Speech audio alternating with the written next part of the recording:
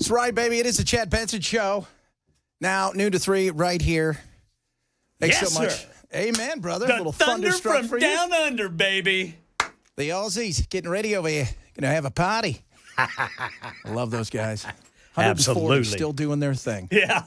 Right? Do you think at any point in time that Angus was like, I'm going to wear this one night on stage. I'm going to wear this one on stage. And he's like, I'll never wear it again. And here he is 84 years later wearing the same outfit. Yeah. Little schoolboy uniform and a backpack. That's right. Still doing his thing at 142 years old. How many different ways can you moon the audience? You can do it a lot, I think. I'm going to show you a new one tonight. They're coming here, right? Yes, sir. I believe that. Yeah. Yeah, I think in May. If you've never seen them do Thunderstruck, there is a live video. I think they may be in Argentina or Brazil. It's probably about 100, 150,000 people. Yeah. Watching 5 guys who are, let's be honest, a little long in the tooth. Yeah. Right? Still can rock it, right? Oh, yeah. But holding, like, they are holding the audience like you could not believe. And it is incredible to watch. And there they are. They're all, as we would call in England, OAPs, old age pensioners. They could collect a pension. Yes. And there they all like, look at us sing, Brian Johnson comes out. Look at me. And Brian, he did the Trump dance before Trump. Yeah, he does. That's all he does. He sways to the side. And he's like, good day there. Look at me go. I'm going to sing here. Although he's a Geordie. Yeah, that's right. So, good times. All right, party people, 12 to 3. Right now, it begins. The soft opening is now the opening. I hope you're going to be ready to deal with it. A lot of stuff to get to today. First and foremost, everybody's talking about this here. Oh, it's a continuing resolution. It's this, it's that. They'll get it done because, again, Chris and I were just talking about it. The thing they all agree on is like, it's not our money, so let's spend it as possible. It's where they spend it that matters. And you still have a few hawks, as I like to call them, who are concerned about debt, concerned about certain things. I'm worried about what happens here with Elon. Where does this go?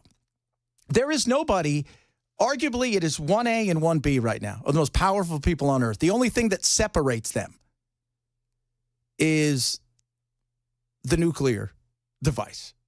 Honestly, that's it. He's worth $500 billion. He has doubled his wealth. And the influence was on display yesterday. And I don't disagree with the ridiculousness of 1,500 pages of crap. I do not disagree with any of that. I mean, you're looking at it going, what the hell's in this thing? I don't know. You know what Nancy's famous saying? Well, pass it to find out what's in it. No. Find out what's in it first, and then we'll go from there. I've been around the world, and I have taken enough bites out of stuff that I want to know what's in it before I even think about taking a bite out of it. Because I have bit into stuff, and I'm like, I think it bit me back. I don't want any part of that. I will tell you now, I eat like a 7-year-old. I like Reese's peanut butter cups, peanut butter and jelly sandwiches, macaroni and cheese, some steak. That's the guy I am. I've done enough. Same thing here. I want to know what's in it before we take a bite out of it. What if I'm allergic to some of this stuff, like overspending? That aside, the influence that this man has is second to none. It is incredible. Now, here's something else that's already being floated. Do you guys understand that there is nothing in the Constitution that says the Speaker of the House has to be an elected official? And that is already being floated as, why not just make him Speaker of the House? Well, he's busy. He's got other things to do. So there's no doubt that, I'm not quite sure he would like that gig because, can I hold some of the meetings from space? That's what I'm talking about. He's got other things to do. But here's my question. What happens if they have a falling out? One thing I know about Donald Trump and one thing I know about Elon Musk is the egos are large. The egos are big. And while Donald Trump is the president of the United States, something that Elon will never be, Elon's wealth and power, maybe as a singular individual that is not an elected official, there is nothing on planet Earth before, since, or right now outside of him that has this kind of influence. Minus a few kings that didn't have influence on the world, influences in the area they were. And I'm not talking about Jesus. That's a different story. I'm talking about a singular individual, and his power is big. And the question is, what if? It's all roses now, right? Like it's all roses. How many times have we seen this in sports? Man, the team gets all the egos. It's like, look at this. It's a super team. And what happens with the super team? We find out there's only one ball. And so-and-so didn't like the fact that he didn't get the ball tonight. So he's, oh, my God, I didn't get the ball. This is awful. I'm done. I'm mad. I'm sitting on the bench. I don't want to play.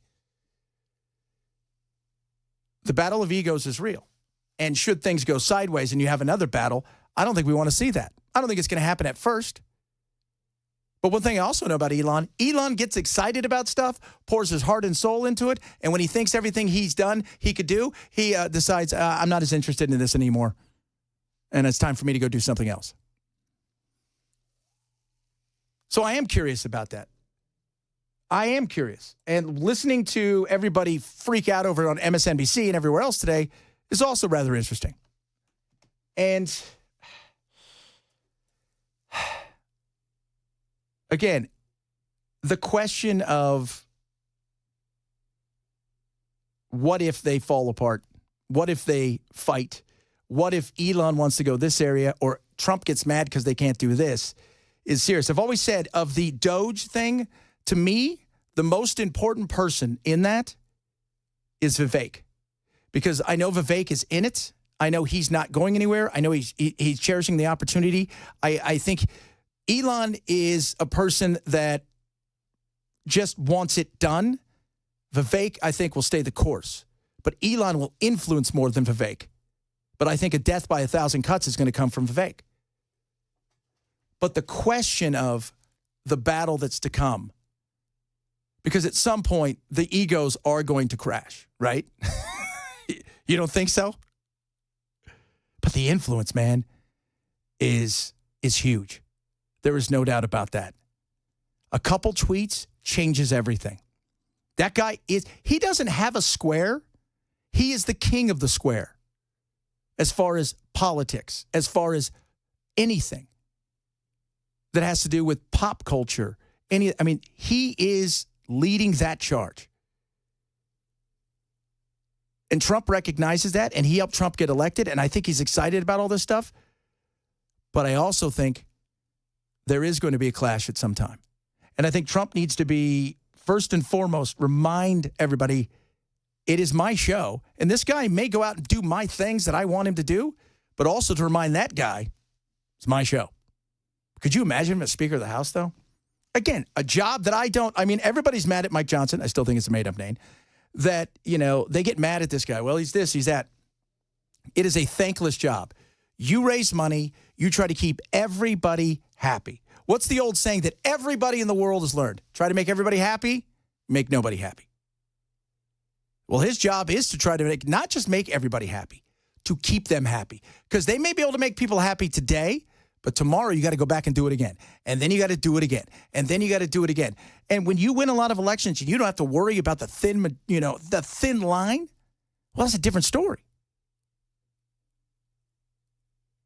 But there's no doubt. Did he cave in some of this? Yeah, because he probably got some spending. But he's also got to go over there and he knows, I got to get this guy paid, and I got to get this guy paid, and I got to get this over here done. And this guy wants something. She wants something over here. This person said they'll vote for it, but only if I give them this. And this person, that's the frustrating part in a situation like this. We have our sound up? Bell. That's your real name. Total chaos. And I'm sure we know that this was exactly what his first term was like. And that the number of times that Republicans and at times Democrats thought they'd have a deal and that he would blow it up with a tweet or a statement. The new thing here is the role that Elon Musk plays. And Jen, let's spend a little more time on that. Musk, look, he spent $277 million. That's the accounting to help Trump win this election. He's been given a powerful post. It's outside of government, but he's certainly in Doge, going to have a say. We know the conflicts of interest are just robust with all of his various companies. There's been recent scrutiny about whether he should have a security clearance. The list goes on and on and on. But right now, what he has is Donald Trump's ear. But we know how this works. When someone starts to get a lot of attention, when a Trump staffer or an aide or a friend or a family member even starts to outshine Donald Trump doesn't much care for it. No, he doesn't. And that's the thing I do worry about, because I think as a team. No, he does not. And by the way, that's Jen Psaki. No, he does not. And we'll see how long this lasts, because right now, even the killing of the funding bill here is Elon Musk is being given credit for that, really more than Donald Trump is. And you have to wonder how Donald Trump feels about that exactly. The other piece here that I think is an interesting theme we're seeing over the last couple of weeks in terms of what the threats look like is there is a lot of threatening about funding primary opponents. We have seen that, and Elon Musk was involved with this too. We've seen that as it related to Senator Joni Ernst and her lukewarm statement she put out about Pete Hegseth. Then all of a sudden there was all of this activity behind the scenes and publicly threatening a primary opponent against her. And that's also in the language that has been in some of the 100 tweets or whatever, however many there were, from Elon Musk here. And there's no doubt that, again, the bully pulpit that he has is incredible. And moving forward, the opportunity for him to do a lot, to shape a lot, to do so many things is incredible. But I still think at some point in time, the egos this size are going to clash. And then what happens then? When you have a guy who spent $250 million helping you get elected, but also has the ears of everybody, it's a very interesting thing. And the influence he has, too, is huge. As Chris and I were talking about, just to mention people get scared, just to mention people freak out, just to mention of being primary, this, that, and the other, it's real. It's very real. But you've got King Kong and Godzilla. And while if you watch any of those movies, they team up to fight all the other Godzilla and King Kong team up to fight the other bad King Kong or whatever. But then once that's gone, what ends up happening? The two are always staring at each other going, well, who's the king of the playground now? Questions I think we're going to be asked, but it would be interesting. There's no doubt that going forward it's going to be interesting. And the beauty of Trump is it's never dull and boring. And sometimes the frustration from a lot of people out there is it's never dull and boring. And it doesn't always have to be a fight. My name's Chad Benson. This is the new Chad Benson Show, as opposed to the old one. That was basically me saying it was the Matt Murphy Show, and I'm in for Matt. Matt, again, 3 to 7, starting the day after Christmas. A lot of stuff still to get to today. The shooter, interesting. Could he be tried not once, but twice? What? Yeah, we'll talk about that. Also, you heard Chris talk about it a little bit if you were earlier, but the Chinese. What did we say yesterday? If you've got a shirt on and it's made in China, it's probably spying on you. And the depths of which they're willing to go to spy is tremendous. We're going to talk a lot about that as well today, right here on the Chad Benson Show on Super Talk 99.7.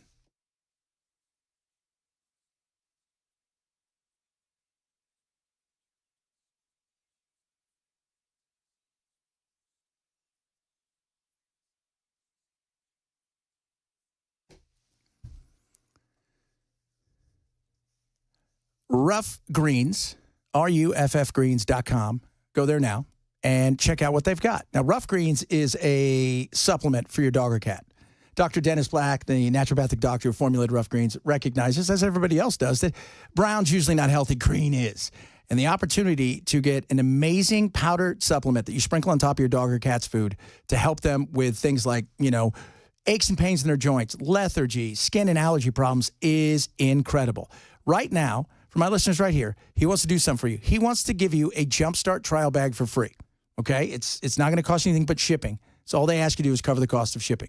And when you get it, you don't have to change anything with their food. All you do is sprinkle a scoop on, whether it's your cat food or your dog food, and that's it. They're going to love the taste. You'll love what it does for them. Go to ruffgreens.com. Use code CHAD. That's ruffgreens.com. Use code CHAD. $20 value Jumpstart trial bag for free. You cover the cost of shipping. Ruffgreens.com. Use code CHAD.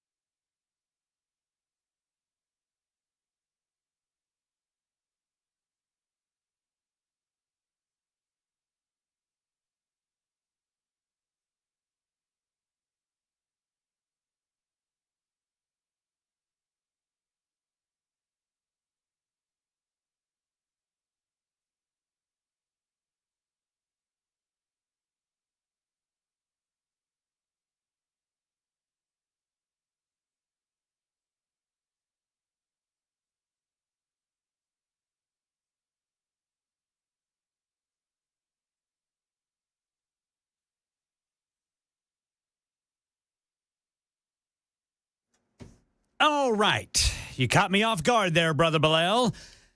Right now, we've got a crash on I-40. It is some miles away from Nashville, but if you've got friends or family headed this way, you need to know that 40 eastbound west of town is shut down between Bucksnort and the Centerville-Dixon Highway 48 exit. You got an overturned vehicle there. And Metro Police have arrested a 15-year-old for the murder of an 18-year-old on December 1st.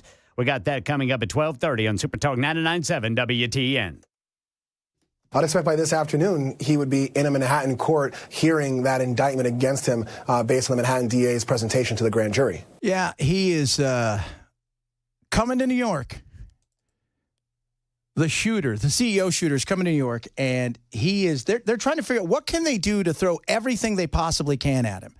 Because, first of all, the publicity and the bizarre fandom that many people, especially the young, have shown him. There are people outside of the Altoona Police Department holding up free this idiot. I'm not using his name because his name doesn't need to be used. And that is just insane. You murdered somebody in cold blood, like we've talked about here. You did it in such a cheap, horrible way that even in the Old West, they would have called you a coward.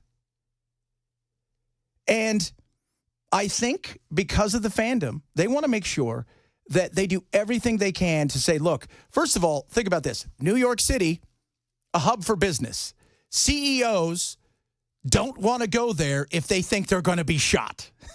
Okay? If they think they're going to be hunted down and shot, and or they already recognize this world of insanity when it comes to the young who thinks that all things capitalistic are evil and bad. They recognize that. But if they think they're being hunted, that's a whole new game. So I think they want to send a message. And that message is no. Here in Pennsylvania, the suspect is being held on weapons and forgery charges. But again, his legal battle could get very complicated as the federal government weighs its options. Mangione could face the death penalty. That's right. The feds are getting in charge. And that's a big deal. Because charge him as big as you can. And think about this. If it's a terroristic act that they look at it, well, then that changes the whole rules. It is very possible for someone to be charged for the same action, both in state and federal court. There being different charges. We've seen this, for example, in former officers who are charged with killing someone, being charged in both state and federal court. It's not an issue of double jeopardy. As they should. Again, this is a message that you're sending. And that's why the other day we were talking about the fact that originally all they could charge him with was second degree because they hold first degree for terrorist acts. You hired a hitman or you killed a government employee or a police officer. That was first degree murder in New York. But they threw the add-ons of terror on there because they recognize, and I'm sure they're getting phone calls. I'm sure there are Congress people at the state level as well as the federal level and senators as well getting phone calls, as well as Kathy Hochul and Bragg, who are somebody saying, hey, we donated to your campaign. All right, it's bad enough you got people running around here committing crimes and you don't do anything about it. But if you think that you're going to allow people to demonize us to the point where our lives are in jeopardy, that ain't going to happen here. A lot of you chiming in about the spending bill and Elon Musk. And some of you were like, do you have Trump derangement? No, I don't have Trump derangement syndrome. Nice try. All right? I recognize egos. That's the thing. Recognize the egos that are in front of you. And they're big. They're big. I mean, the kind of, you don't have $500 billion, give or take, and not have an ego. And Trump is the president of the United States, the most powerful man on the planet, no doubt, the most recognized man. Not too far behind him, though, is Elon. And to think at some point in time they couldn't clash would be foolish. He clashes with family members, for God's sakes. And so, yeah, he's got influence. But I think what John Kennedy said here is right about Trump getting there. Here's what, if I were king for a day, I'm not, and I don't aspire to be, here's what I'd do. First, I would tell everybody to take their meds. Number two, I think President Trump is going to have to consider coming to Washington. I mean, let's face it, he's the president now. It's not President Biden. President Trump needs to sit down with Mike Johnson and John Thune and come up with a new skinny CR. If the president wants to do something on the debt limit, we need to find out what it is and put it in the bill. And then the president's going to have to help Mike sell it in the House. And he can. But you know what else can sell it? Is Elon. Because I think Elon will have the most immediate effect because of the reach of Twitter and the fact that Trump isn't on there, because oddly enough, he has Truth, and I'm waiting for them to some way, shape, or form be bought, sold, together, merged, whatever the hell it's going to be. So this is going to be a very interesting thing. Like I say, those of you who think big egos are going to not clash, they do. At some point in time, they will. And just because you're president doesn't mean Elon doesn't think he's got something that he can do or wants to do, and vice versa. It'll be very interesting. But right now, it's going to be exciting. There's no doubt about that. My name's Chad Benson. I'm the new guy, noon till 3, although you guys have been listening to me here for the last couple months. Matt starts on the 26th as Brian rides off, not into the sunset, meanders as we like to talk about, and he starts on the 26th, the day after Christmas, from 3 till 7. This is the Chad Benson Show right here on Super Talk 99.7.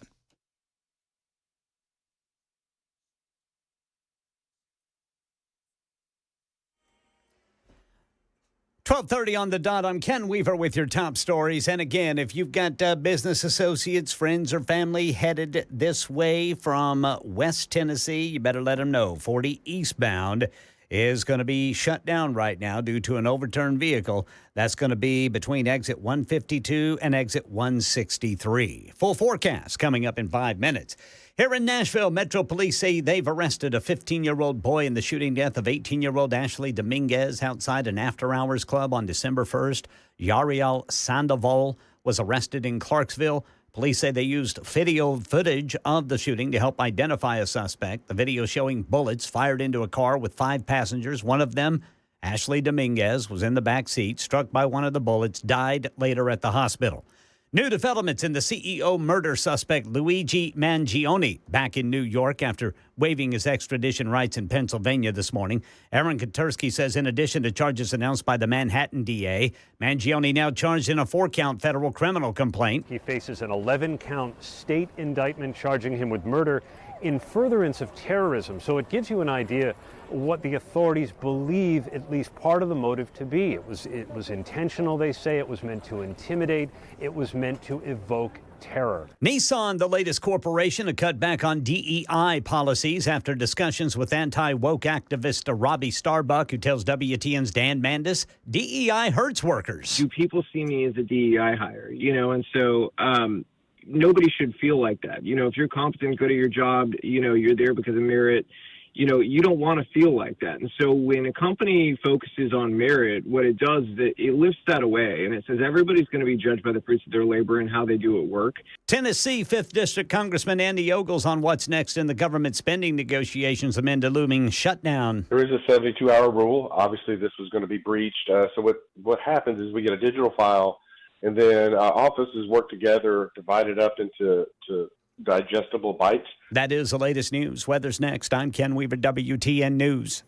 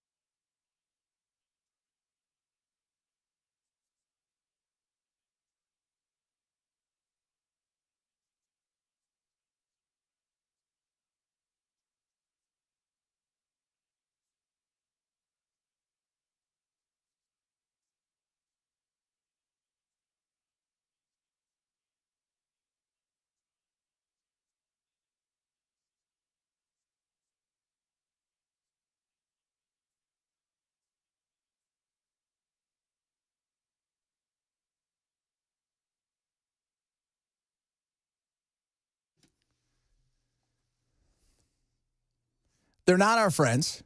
They're never going to be our friends. China is in it to win it, but they're never going to win, which has got to be super frustrating. But over the last 24 hours, people are starting to really get an idea, although it's not really being talked about the way it should. And there's so much stuff that goes on when it comes to us. Our kindness is being taken advantage of across the board, whether it's at the border or with China. Somehow people seem to think it's okay that they buy, I don't know, hundreds of acres of farmland right next to a base because we're so afraid to say, no, we're not selling it to a Chinese national. Like, you're racist. No, it's common sense. Let me ask you this. Would they allow us to do that over there? Could you go purchase land next to one of their bases? My thought is no. No chance. You're a racist. Well, if that's being racist, well, then I guess we're all screwed. Right? Honesty. Now, where do we begin?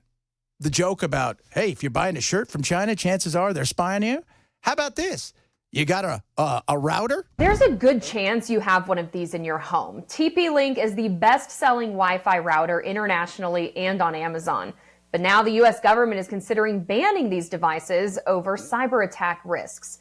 That's according to a Wall Street Journal report that says investigators at 3 agencies, Commerce, Defense, and Justice, are looking into these Chinese-made routers. In October, Microsoft said it was tracking a network of compromised small office and home office routers, known as Covert Network 1658, and said routers manufactured by TP-Link make up most of this network. The network has been used by multiple Chinese threat actors to gain access and launch cyber attacks. What? Yeah. They're interested in information. They want to be in everybody's home. They want to hear what everybody has to say. They're not interested in specifics of that person over there. Their goal is to gather as much as possible, even if they can't use it or decipher it, because somewhere down the line, they believe it'll be useful. That's what they believe. Even the TikTok thing, should they or shouldn't they? You know, the kids are worried about it. Even some people that are adults are worried about it because, oh, man, your business is on there. I understand that. And the reality is they're already in our phones. They've already done this. And this wasn't so much about spying, was influence, TikTok. Their version of TikTok, by the way, shows nationalistic stuff. Their version of TikTok has a time limit for kids to use. And their version of TikTok does what? It pushes forward, not kids doing stupid things, kids getting great grades, kids serving the Chinese public. That's what it pushes. Ours pushes forward kids doing stupid things. Girls doing a dance and shaking their... I mean, that's what ours does. And it also influences little things like Palestine was a big deal. Let's not get too harsh on the girls dancing thing. I'm not. I'm just saying, there's nothing wrong with that. The Chinese are like, well, probably really good. But still, recognize that it's not in it to better America. It's in it to dumb America down. This thing here, these routers, you would think... Now looking back on it, like, oh, my God, how stupid are we, right? How stupid are we that we allowed them to buy farmland next to our place? We just thought they wanted to farm. That's what we thought. We thought, oh, they just want to come over here and farm. Really? Because they've had this land for 5 years and nobody's farmed a damn thing. But they do fly drones. You don't find that weird? They just arrested a guy last week flying a drone, a Chinese national, next to a military base. Come on. This comes more than a year after Microsoft uncovered stealthy and targeted malicious activity aimed at critical infrastructure organizations in the United States. Microsoft says Volt Typhoon is a state-sponsored actor based in China that typically focuses on espionage and information gathering. It tries to blend into normal network activity by routing traffic through compromised small office and home office network equipment, including routers, firewalls, and VPN hardware. These small office, home office routers were not themselves the intended targets. The targets, of course, were our critical infrastructure, but what the Chinese were doing were using these easy targets to hide and obfuscate their role in the hacking of our critical infrastructure. And in August, 2 lawmakers pressed the Biden administration to investigate TP-Link, calling it a glaring national security issue. They've known about this for a while, and still on Amazon, you can go buy these things. Remember Huawei? We're like, wait a minute here. We're not going to give Huawei access to all of our phones. I mean, these are things that should be common sense, but they're not, because we also live in this world where we don't want to seem like we're racist or mean. We call out what we call out. It is insane. So you go from that, which was not a shocker, to something that has been happening globally, not just here. The influence on the ground of Chinese nationals who have become, in some cases, citizens, and what they do to people here, because they want to be able to influence them here, whether they speak out against the government or whether there is something you can do for the motherland. This was an example of what the FBI called China's audacious activities on U.S. soil, Brad. The Chinese had set up what authorities called a secret police station right in Lower Manhattan. Those activities were part of the PRC's global extra-legal effort known as Operation Fox Hunt. Its purpose is to locate and bring back to China alleged fugitives who have fled to foreign countries. And the location claimed to be a nonprofit just helping Chinese Americans, but federal prosecutors said it had a more sinister use. They showed up at the home of the victim's son in New York. They filed frivolous lawsuits against the victim and his son and said it would be, quote, endless misery. According to the allegations, a couple of guys set this up. One of them has now pleaded guilty on behalf of China's Ministry of Public Security in order to harass and intimidate dissidents who had escaped China and were living here in the United States. And it is scary, but this has been happening for a while. Happens in London. It happens in Paris. It happens in Belgium. It happens in several countries around the globe where anybody who's escaped China, or, by the way, not escaped, they may just be here working. They came here to go to school. Next thing you know, they become a resident. They get married. They're living their lives. And all you're waiting for is a knock at the door. And you haven't said anything about China and your disdain for China. You haven't done anything. But what you have done is you've moved here. You're working at a college. You're working at a company that works with in some sort of infrastructure program that works with the United States. And they say, hey, we need something from you. And these are your grandma and grandpa, right? Yeah. This is your cousin, right? This is your little brother, right? While we would hate for something to happen to them. And they police in that way. There are so many things that China is doing in this country. And we continue to allow it over and over again because we have decided that the most important thing is some sort of weird political correctness that is going to destroy us if we don't get our heads out of our butts. It was a pretty sizable operation that was set up down in Manhattan's Chinatown, and no one had informed the U.S. government that it was opening, which is the violation of federal law. And they were saying things like, well, we're just helping people, get a driver's license, navigating kind of the bureaucracy of America. But when American authorities figured it out, the Chinese operatives ended up destroying evidence of their communications back home. Well, hold on a second. If you're just helping people navigate, I was just helping Wang over here get a mortgage and help him out with a driver's license. I should destroy that because I don't want anybody to find out how cool I am at doing this. No, you're there to spy. Everything is done when it comes to China, especially when it comes to America, but anywhere, by the way. There is a purpose. They're not giving something to somebody. Africa is a perfect example. They're pouring money all over Africa. They want the influence, and they're not doing something where they're saying, all right, here's the deal. Here's $100 million, but here's all the things you need to do to get the $100 million. You need to be more diverse. You need to do this. You need to have women's rights. They're just handing money to people over there with no strings attached in their mind. But China's always got strings attached. They're coming for a reason.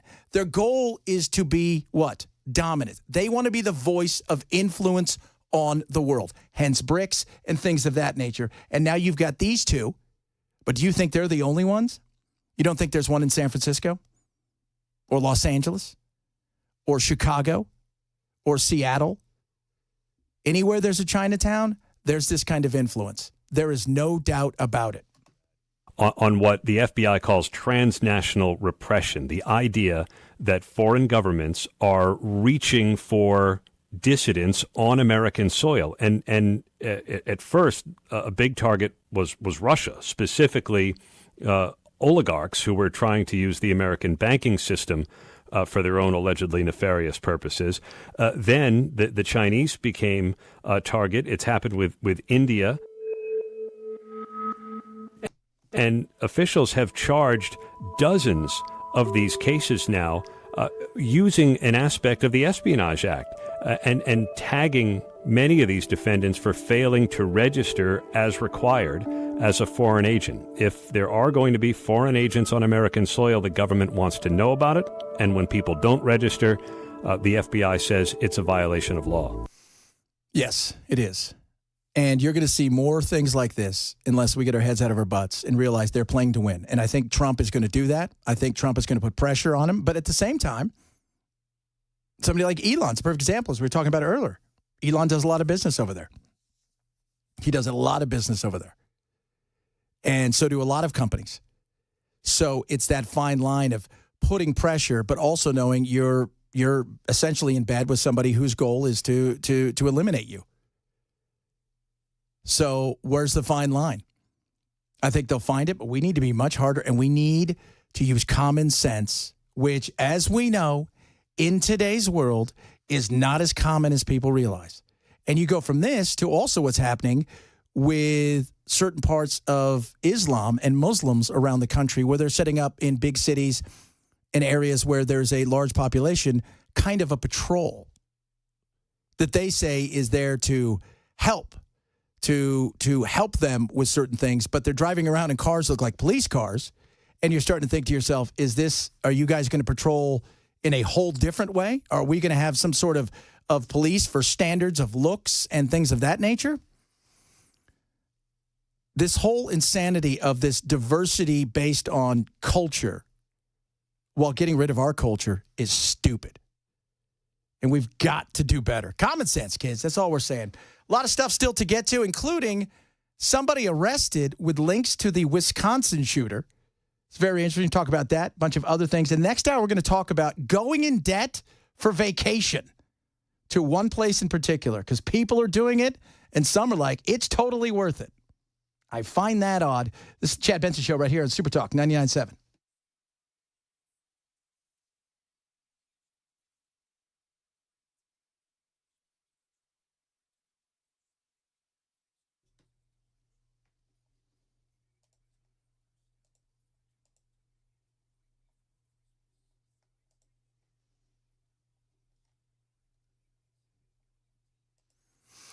Let's talk about rough greens. I was talking about it earlier. So let's talk about my dog who's passed away, but his name is Doodle.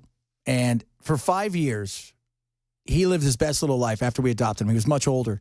5-6 years, we started giving him rough greens because we thought we were going to have to put him down because his hips were so bad. He had more than a hitch in his giddy up, and it wasn't good. And it got to the point where you'd start to pet him, and he would just freak out.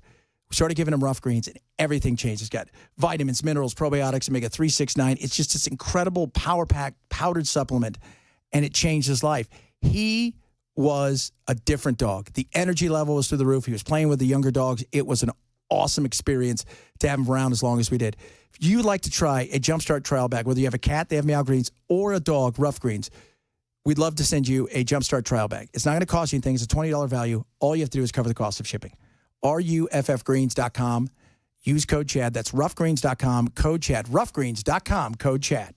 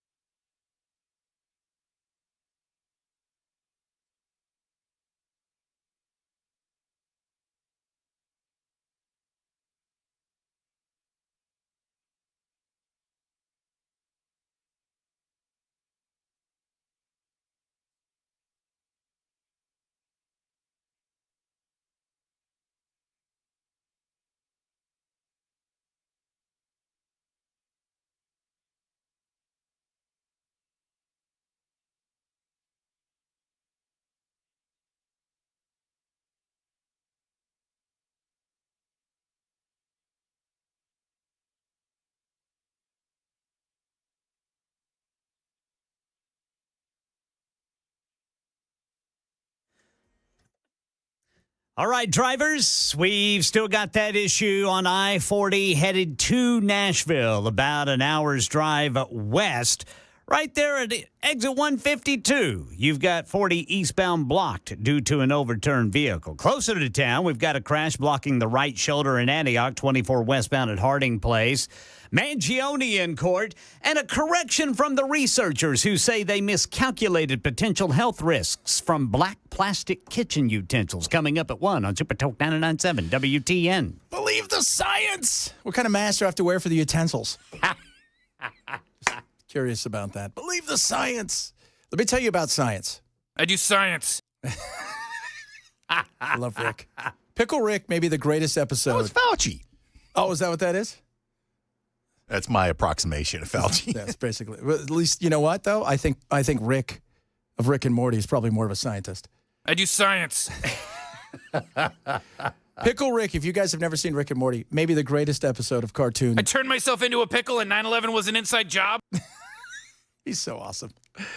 But let me tell you about, so I have some buddies who one of them I'll try to bring on to talk about the way that science works in a lot of ways when it comes to company. And they told me years ago, dude, if Coca-Cola came to me and said, write us a report of why Coca-Cola was good, they will figure out a way to write a report based on some little bit of science to talk about why Coca-Cola is good for you. Like it's like having an expert when it comes to a court case, right? Like everybody's going to get an expert. The whole, Mangione thing is they're going to bring all kinds of experts in about his mindset and his insanity and all this kind of stuff. You pay people enough, they'll figure something out. And it's the same thing here with the utensils. So wait, black utensils, which is totally racist. Supposed to be worse. These utensils are just so nutty. Nutty indeed. A lot of stuff coming up. Second hour, it's the Chad Benson Show. Here we got so much stuff coming up. Would you go into debt to go on vacation? People are to go to one place. I'm going to give you an, oh boy, that place. Talk a little bit about that. More on Elon. People are now calling for Elon to be speaker, maybe Vivek to be speaker as the battle for the debt, whatever it is, this mountainous giant debt continues. And a bunch of other things as well. We're having fun here. It's the Christmas time of year. It is the Chad Benson Show right here on Super Talk 99.7.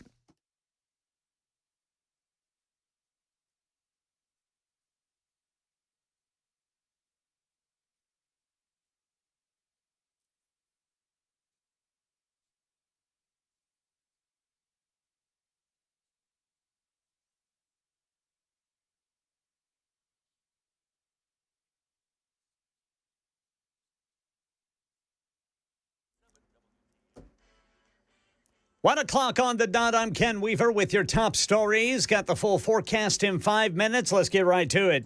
This is a special report from ABC News. Mangione in court. I'm Michelle Franzen. After waiving extradition in Pennsylvania today, Luigi Mangione, the man accused of gunning down United Healthcare's CEO Brian Thompson in Manhattan, was flown back to New York. After arriving at a Long Island airport, Mangione boarded an NYPD helicopter and was flown to Wall Street. He's facing both state and now federal charges. ABC's Aaron Katersky is outside the federal courthouse in Lower Manhattan, where Mangione is expected to make an initial appearance. In the state courthouse, he faces an 11-count indictment charging him with murder in furtherance of terrorism. Here, a criminal complaint in federal court has just been unsealed, charging him with stalking, murder through the use of a firearm, and another firearms offense involving a silencer. New York City's mayor was at the heliport when Mangione landed. Mangione had been fighting extradition this past week following his arrest in Pennsylvania when an employee at a McDonald's recognized him and called police. Right now in Nashville, Metro Police say a 15-year-old is under arrest for a fatal shooting outside an after-hours club on Murfreesboro Pike, December 1st. Yariel Sandoval charged in the death of 18-year-old Ashley Dominguez, who was in the backseat of a car. Bullets went flying into it. She and another woman were hit, but Dominguez died. Police say video footage of the shooting helped identify Sandoval as the suspect. He was arrested in Clarksville. More arrests are possible Amazon employees are on strike at several facilities across the nation less than 1 week before Christmas. Brian Clark has more on the dispute. Amazon says these strikes will not affect their holiday operations and that the Teamsters do not represent Amazon employees and that Amazon's under no obligation to bargain. The Teamsters say that's not the case. They say they represent nearly 9,000 Amazon employees who are, quote, fed up and fighting back, end quote. They're calling for better wages and conditions. 5th District Congressman Andy Ogles telling WTN's Dan Mandis what's happening now that President-elect Trump's demanded Republicans renegotiate a spending deal as a deadline to avoid a government shutdown draws nearer. There is a 72-hour rule. Obviously, this was going to be breached. So what happens is we get a digital file, and then offices work together, divide it up into digestible bites. President-elect Donald Trump telling ABC's John Carl by phone there will be a government shutdown unless Congress eliminates or extends the debt ceiling. The authors of a new study who claimed black plastic kitchen utensils are not safe for you say they made a mistake. Toxic Free Future said in a statement their math is off by miscalculating how much of potentially toxic flame retardants a 132-pound person could safely ingest. Turns out the amount is 420,000 nanograms a day, not 42,000 like the researchers used, meaning the amount that can be safely consumed, according to the EPA, is 10 times larger than those researchers presume. But they say these products still aren't safe to use. That's the latest news. Weather's next. I'm Ken Weaver, WTN News.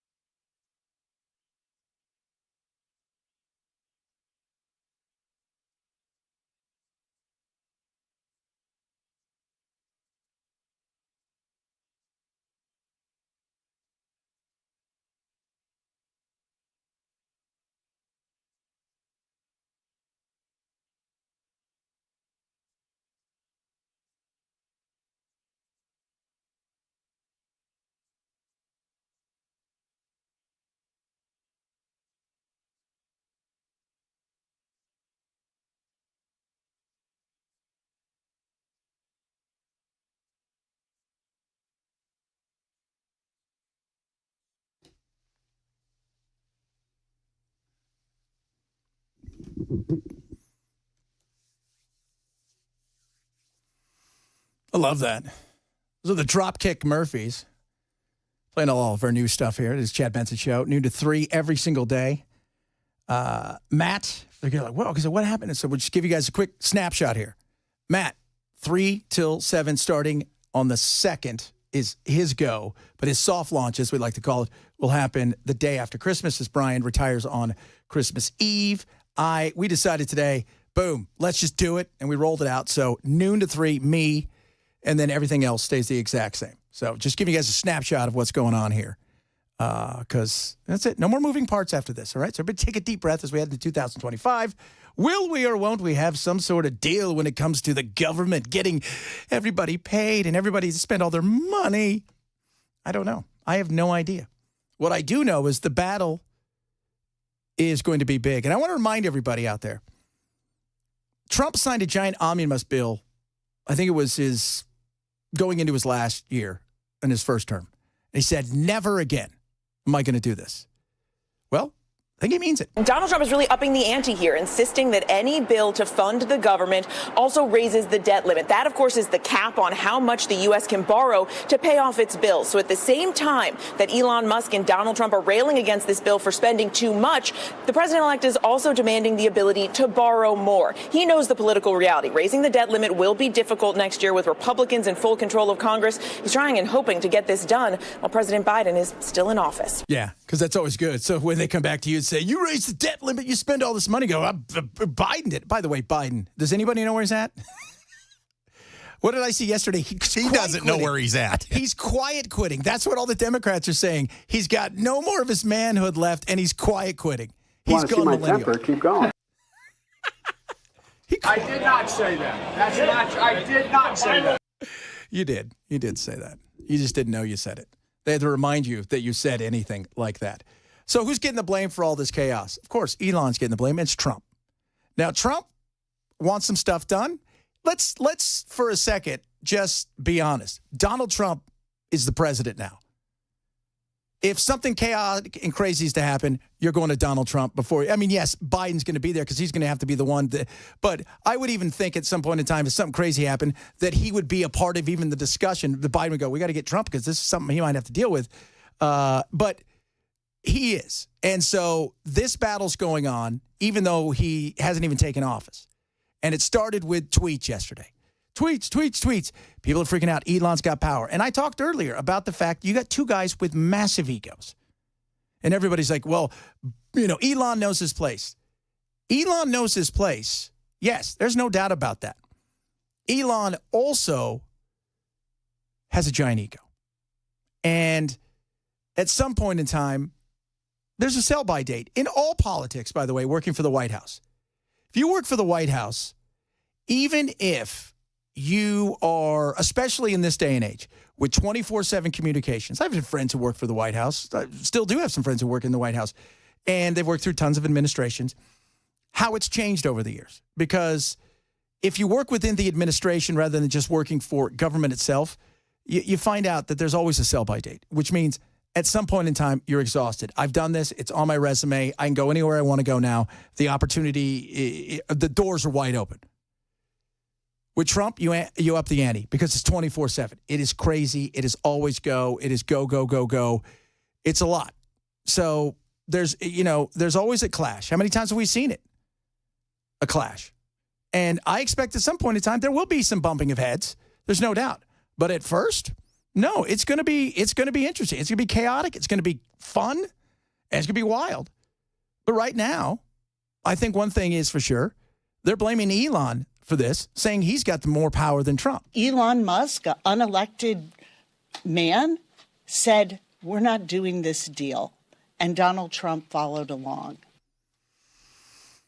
No. First of all, Elon's power is big. There's no doubt. I mean, you have the bully pulpit. Here's something about Twitter I don't think most people know. Most of you aren't on Twitter. Vast majority of people aren't on Twitter. Twitter is always punched above its weight class with people in D.C. and in Hollywood. It's always punched way above its weight class because for whatever reason, its outside influence it's had in politics, even and at times even so with pop culture and both, has been huge when you think about it. Like, let's just say, I don't know, TikTok. It's got billions of downloads. Twitter doesn't. Twitter doesn't have anywhere near the amount of eyeballs on it every day. But the influence of Twitter or X is undeniable. And now you couple that with, because it's easy to make the argument that the first time that Trump won, he used Twitter in a way that nobody else had ever used it politically or even in a professional way. He talked to people. He went around the media. And he used it in a way that nobody else had ever had. And wasn't really the same because everybody kind of caught up in 2020. And then he chose a different path with going to podcasts and using different forms of the media in a way to talk to people, just saying, I don't need you, establishment media. But Elon is the king of the space, partially because Trump really doesn't go on there. Yeah, because it's hard. I mean, what do you go and tweet? Well, you've got Truth. Truth is its own company that in theory is competing with Donald Trump. And you don't want to do that with Elon. So, but they've both got egos. But the influence on this one, yeah, there's no doubt that it was coming from Elon Musk. Because Trump's not there yet, but his influence behind is massive. He is the president of the United States. He is the most powerful person on earth. But for a quick snapshot, Elon reaches more people in a heartbeat than most people ever will their entire life, even if they're big and they're on Twitter and Facebook and everything else. Just to be clear, there's never any discussion of the debt ceiling in all of this. They pulled it out of nowhere today because Musk got ahead of him. That's why. Because Musk sees the initiative. Elon Musk, the guy who really runs things. He's not just Trump's co-president. I think that's way too low a title. He's the head dude in charge. And House Republicans certainly know who they are taking their marching orders from. I think there's a little worry about it. There's no doubt. And I think they're fine with the fact that Elon's playing a huge role. And somebody said he knows his role. Or somebody just texted and said, that's a big assertion, about Elon having that kind of influence. It's not. That's a real thing. He's got that kind of influence on everything. He's worth $500 billion. Maybe one other person in history has been worth that much money, and we're talking about kings who would just eat up a country and take everything they had. Well, and that was actual real wealth, where his is basically tied up in stocks. Yeah, it's tied up in stocks. Can't do anything with. It's like, yeah, his is all on paper. I mean, if Tesla crashed tomorrow and SpaceX crashed, he could be worth $1 billion. But the influence is undeniable. And it is big and it's instantaneous. Trump's influence has to be with a certain group of people. And that group of people has to be the politicians. And that's why everybody needs to figure out exactly what's going to happen here and how that influence is going to work. And I think if you want to raise the debt ceiling, if you want to eliminate it, if you want to do something like, you're going to have to play a bigger role in getting to D.C. And I agree with John Kennedy, who says he needs to get there. He does. And let's find out exactly what it is you want. And then go out and sell it. And that's the thing that he has to do, is he has to sell this thing to not the American people. Right? Because I think the one thing is we all want change. We all want change. There's no doubt about that. We don't want you spending willy-nilly. We don't need $5 million going to a group that is going to decide whether or not that, squirrels like techno music, right? We don't want that. And I don't know if they like techno music. My assumption is they don't care, right? Maybe they're a yacht rock group. I have no idea. We don't need that. We don't need to find out if we give this to a snail, will it make the snail go faster? No, not speed. We spend the money where it needs to be spent. Let's watch it. Let's count our pennies, because we have robbed Peter, Paul, and Mary. They've got nothing. Then we went to their grandkids, which are our grandkids, and we're robbing them. And then we went to the grandkids, and we're robbing them and telling them at some point in time, you guys are going to have to pay this back. We need to get a grip on this. There's no doubt. But the toughest job right now is trying to sell this to Trump, to Elon, and then getting everybody to get on board. Because if you're Mike Johnson, and I don't know who'd ever want that, man, that job. It's just like a thankless job. You're trying to make everybody happy, and you're going to make nobody happy. You're trying to go and get somebody to vote for something by maybe taking away something they want, and then going over and getting somebody else to vote for something by taking away something they want. Or telling one person, look, this guy, he's not going to vote for it unless it gets this. But if I give him that, then you don't get your thing. Well, then I'm not voting for you. How do you make somebody happy? You can't. It's a thankless job. Like a lot of, that job, being speaker, is awful. But one of the things that's being floated, and I think it would be interesting, Vivek, maybe? Elon, maybe? Speaker of the House? It's possible. You do not need to be a elected official to be Speaker of the House. And there's nothing in the Constitution, just like, by the way, I'll let you guys know this, there's nothing in the Constitution that says you need to be an attorney to be in the Supreme Court, or even an American citizen to be in the Supreme Court, which is odd, I know. There's lots of little quirks and stuff. But you're getting more and more politicians who are saying, well, you know what? Let's get these guys involved. We've got new leadership in the Senate coming in the coming year. And I believe that the writing's on the wall, unless I'm just mistaken. It seems to me that new leadership in the House is almost inevitable. If that's the case, I think we need to go outside the box. I think we need to look to a different place. Remember, neither the Constitution nor the House rules require that the Speaker be a current member of the House of Representatives. And I propose that they swami. Look, the Doge movement is enormously popular in the House.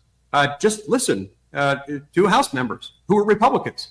They can't get enough of them, including many of the people who have been part of this swampy process. They praise Doge. Oh, Doge is going to save this. If that's the case, that being the case, given that they all have expressed such affection for Vivek and for Elon, let them choose one of them. I don't care which one to be their speaker. I'd have no problem with Elon won't do it because Elon's got way too much stuff going on. And that guy's kind of busy, right? Like he may be in DC today. Tomorrow he'll be in Florida. The next day he's in Texas. And later on that afternoon, he's flying to Europe for something. He doesn't have time for that. Speaker is somewhere where you live, eat, and breathe in the DC world. Vivek, though, would be awesome. And I still think out of all the people that are going to play a huge role in the Doge, Vivek is the most important. Because he, to me, is the guy that's going to have the sharpened scalpel, who's going to be able to make maneuvers and get things done, where Elon will be maybe the voice and maybe even front of a lot of this stuff, and maybe bring and raise awareness into the chaos and the craziness of how the unions have dominated the political structure and the bureaucracy. But you're going to need somebody who's going to be able to spend time to dig through it all. And that's why I think Vivek would be an awesome choice. Will they think outside the box? Why not? You feel like you've got that mandate? Well, you do. Then do it. Absolutely do it. My name is Chad Benson. This is the Chad Benson Show. A lot of stuff still to get to. Coming up, we're going to switch off of this in a little bit. Talk about vacations. It's Christmas time. People are trying to figure out what to do. Summer, what are we going to do for vacation? People are going into debt to go on vacation, in particular to one place. We'll talk about that, plenty of other stuff. It is the Chad Benson Show at Super Talk 99.7.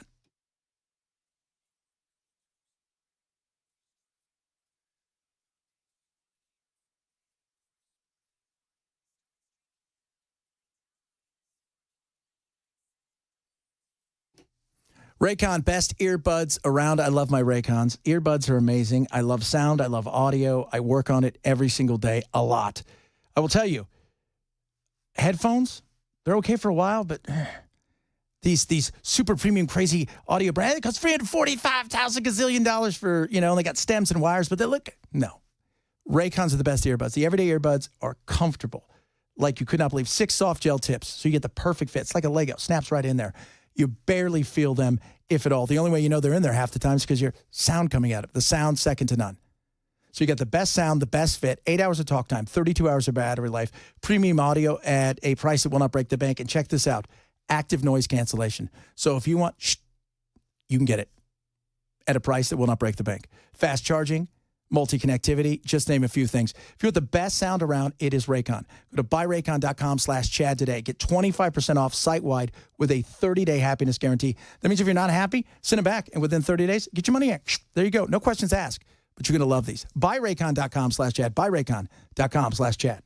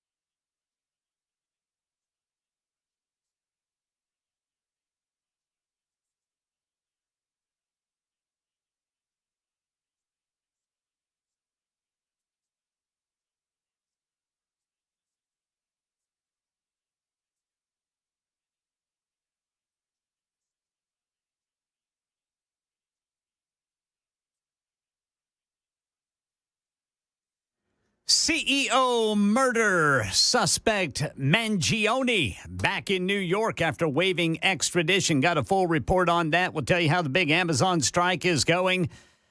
That's coming up at 1:30 on Super Talk 99.7 WTN. According to court documents obtained by ABC News, Carlsbad, California police filed a gun violence emergency protective order against Alexander Pfaffendorf in San Diego County Court. He was stopped by FBI agents after he was found to allegedly have been plotting a mass shooting with the teenage girl who opened fire at her school in Madison, Wisconsin this week. The documents say Pfaffendorf admitted to FBI agents he said he would arm himself with explosives and a gun and would target a government building. The restraining order forces Pfaffendorf to surrender all guns. Yeah, you think? So he just told everybody what he was going to do. By the way, Carlsbad's gorgeous. If you've ever been there, it's just so. It's like if you're going to go somewhere and retire, as crazy as California is, like that is one of those places. But he was going to go do something. They're digging in to the shooter's social media and finding all kinds of stuff, I'm sure. Now, the question is, what are we going to learn out of this? I have no idea. Remember the other day, she was trans. Then it was a white supremacist. Then it was the speed of which baloney moves on the internet is tremendous. But there seems to be more to the story. And as usual, whether it was here, Nashville, shooting happened here, or elsewhere, will we ever learn all the story? And better yet, how many people are paying attention? How big was drones 2 days ago? We're not talking about it right now. How big is, the Mangione thing's interesting, and that's back because finally he's going to New York, and there's movement. And because of the love of the weird young internet for this guy, that he's still there. But this shooting is already, if you're not in Wisconsin, already behind us. And it's crazy. But that's the speed of the internet. That's the speed of the world we live in. 20 years ago, a CR like this would have probably got through without too much pushback. Now, because of the internet, because of social media, because of 24/7, I posted something earlier and check it out at Chad Benson Show. Follow me on the old X. I posted something earlier on X of Nancy Mace showing how big the other resolution was from, I forgot when, September, October, all the way through to December. And it was like 26 pages. This one's 1,500. And partly because people are leaving. So they want to make sure they get theirs. Like, I'm on my way out. I want to get mine.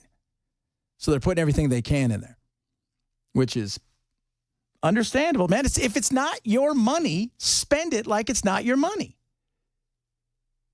If you go to Vegas and somebody says, hey, dude, this is just fun money. Here's a couple $100. Go play with it. It's fun money. I want you to spend it. I want you to have fun with it. Don't worry about losing it. You will gamble in a much different way than if it's your own. If it's your own, you're like, this is my rent money. This is my da-da-da. This is whatever it is. But if it's yours, look at Bell's like, I know that feeling. And when you start having to think about what it took you to get that money, then it starts to matter. Yeah. It's the same thing like if you go to the store today and you have to pay cash for something and you take it out and you have it in your hand. Like Bell said, how long did it take me to get that? How long did it take me?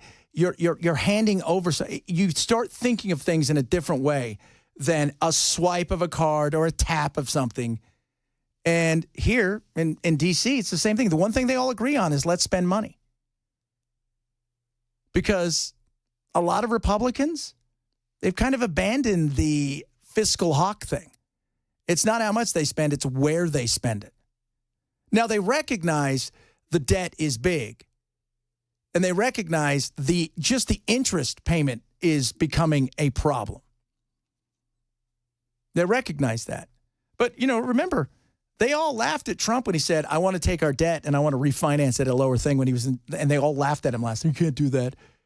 The amount of money we'd be saving now would have been awesome. That was the businessman in him and you had many people come out afterwards. We should probably have done that. Probably. But you didn't. So here we are. My name's Chad Benson, and this is the new Chad Benson Show. It is noon to 3 every single day, Monday through Friday. And, of course, coming up, Matt will be live on the 26th. He's on a little vacation, but he'll be here from 3 till 7. Brian, of course, is stepping away, retiring but not retiring, if you will, as I don't want to say heads into the sunset, because that makes it seem like you're getting ready. He's not getting rid of him. He's just stepping away and enjoying his life, but he'll still be around here as well. A lot of stuff still to get to. Would you go into debt for vacation? Have you gone into debt for vacation?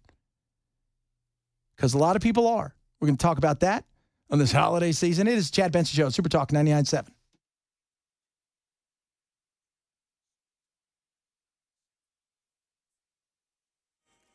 .1:30 on the dot. I'm Ken Weaver with your top stories. 40 eastbound is still blocked by an overturned vehicle right after Bucksnort.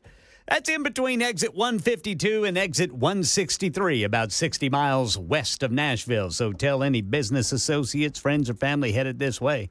CEO murder suspect Luigi Mangione back in New York after waiving his extradition rights at a hearing in Pennsylvania this morning. In addition to charges announced by the Manhattan DA, he's now charged in a 4-count federal criminal complaint. And Aaron Katursky has some new information. When investigators were able to speak with Mangione's mother, she said something kind of startling. She didn't necessarily recognize the photo, but she apparently told investigators that was something she could see her son doing, effectively not ruling out that her son could be the killer. ABC's Faith Abube is near an Amazon picket line outside Atlanta. They've been chanting things like corporate greed has got to go. And we've been talking to them. Of course, this is just one of several facilities across the country from coast to coast, from New York all the way to California, where these workers are on the picket lines today. And what they're demanding are higher wages, better benefits, and also safer work conditions. Amazon saying striking workers will not impact its holiday operations. Sentencing Thursday in a trial that has shaken France. 72-year-old Dominique Palicot given the maximum prison sentence of 20 years after he was found guilty of all charges in the gang rapes and drugging of his wife. Here's Tom Sufi Burridge. Police think there were about 70 men who went round to the family home over nearly a decade, invited, recruited online by Dominique Pellicot, and then basically filmed by him as they raped and abused his then wife. It's an absolutely horrific case. 50 other defendants have been convicted in the gang rapes of Giselle Pellicot that led to her ex-husband's conviction. Metro Police says a special initiative to combat vehicle theft and related crimes just hit a milestone. 1,000 arrests since it started on February 1st. Detectives say yesterday they spotted 28-year-old Corey Harding in a stolen Dodge Ram 1500 TRX pickup near Trinity Lane and Whites Creek Pike. He ran away, but was caught in a women's boutique pretending to buy a dress. That's the latest news. Weather's next. I'm Ken Weaver, WTN News.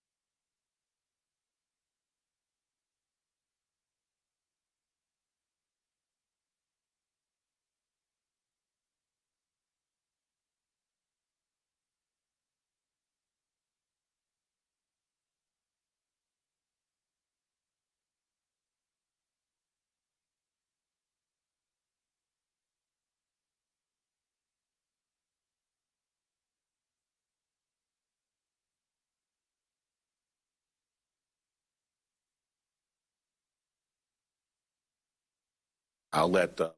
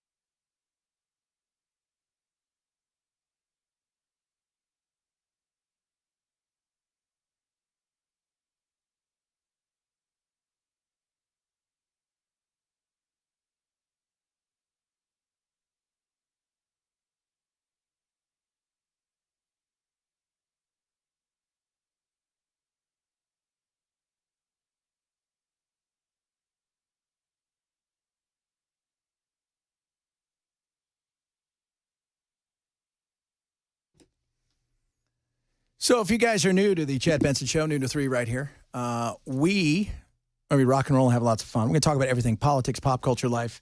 Andrew Breitbart said it, pop culture is just really downstream from politics and vice versa. And I have a national show. I do it early in the morning. I'm on a little vacation right now, which is good till the first of the year. But several of my listeners are listening. And Ken, several of them have chimed in and wonder, why is Pao Mei from Kill Bill doing the news? The great Gordon Liu. Remember him? Yeah.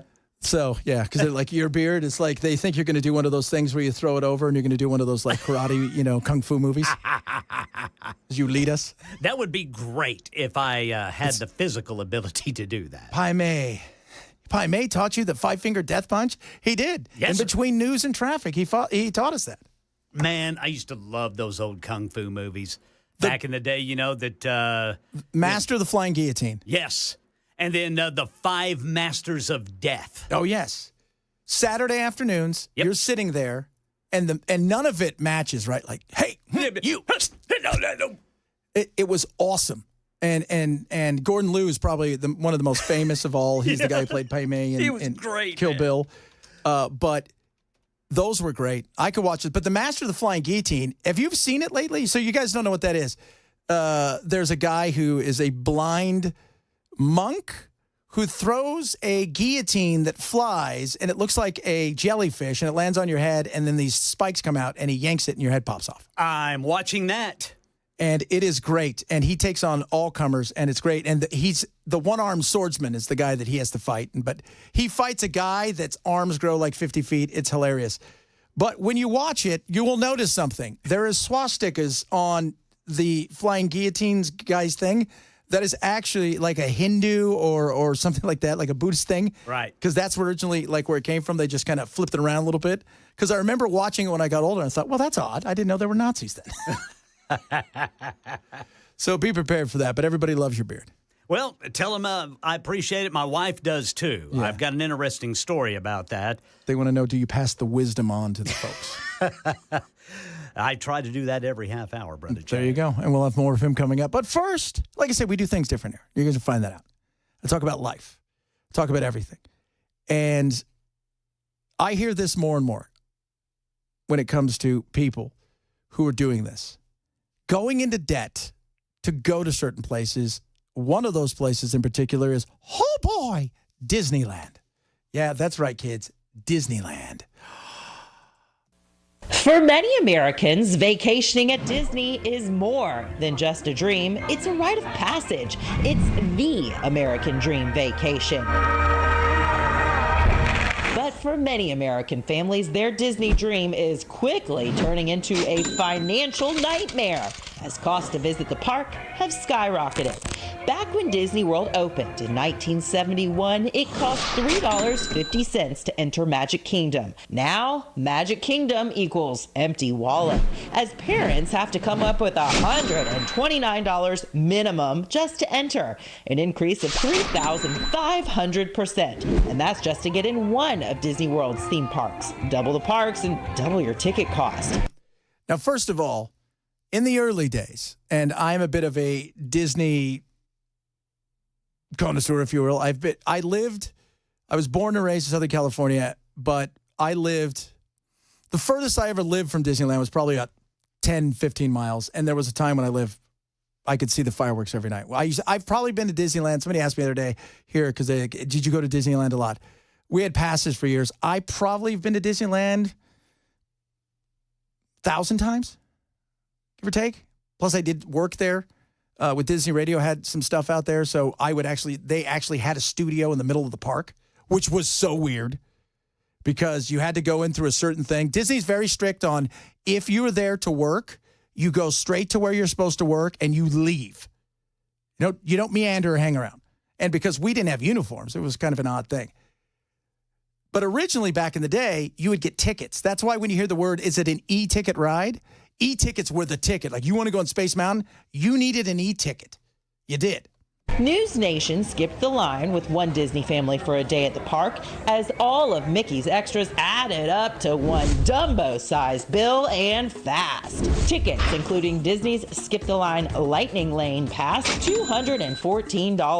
Lunch, $60. Parking, $30.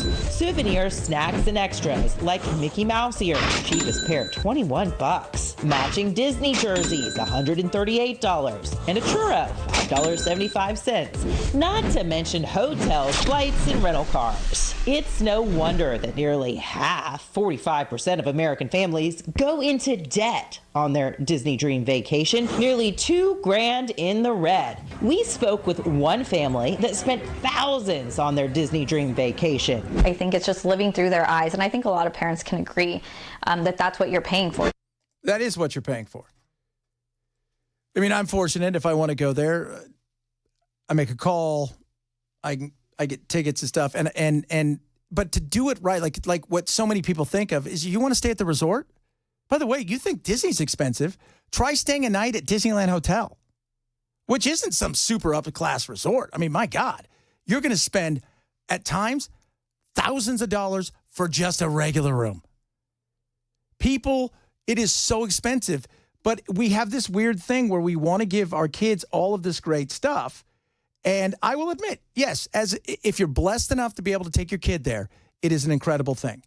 And go to Disney World, it's cool. All right, it is. Disneyland, though, when you walk in there's something about it, right? You can sense like, oh, hey, that's this. There's just, because it was the place. It was the first place. But I'm not going into, there's no way I'm going to go into debt. Take my kids on that kind of vacation. Might as well take them to Europe. But I have a 6-year-old who wants to go to Disneyland. And this is one thing I've always advised parents. Take your kids when they'll remember it. Taking your kids at 3, they're not going to remember it the same way they're going to remember when they're 8, 9, 10. But it is nuts how expensive it is. It's not just Disney either. The cost of the American vacation as a whole is up over the last 10 years. Restaurants and dining costs on vacation up 48%. Movie tickets, concerts, and admission to parks like Disney are up 35%. Rental cars cost nearly 30% more. A hotel that cost $400 a decade ago costs nearly $500 today. Going to the ballpark with a family is as American as apple pie and the 4th of July. But at a cost of $140 per game, many families can only afford to watch home runs at home. Despite the high costs, a majority of the Disney families that go into debt for their dream vacation say the time spent with children and families is absolutely worth the cost. This magical place where it's a utopia almost, you're a different world, but also seeing it through my kids' eyes now, and it's what I experienced. It's such an amazing memory that I'm creating with them. It's understandable, but it's like, hey, kids, we got an idea. One of you can go to college for free, or none of you can go to college. Who wants to go? But is it worth it?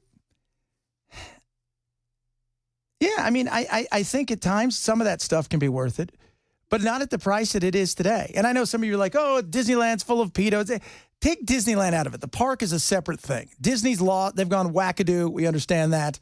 And they're starting to realize going woke, going broke kind of thing.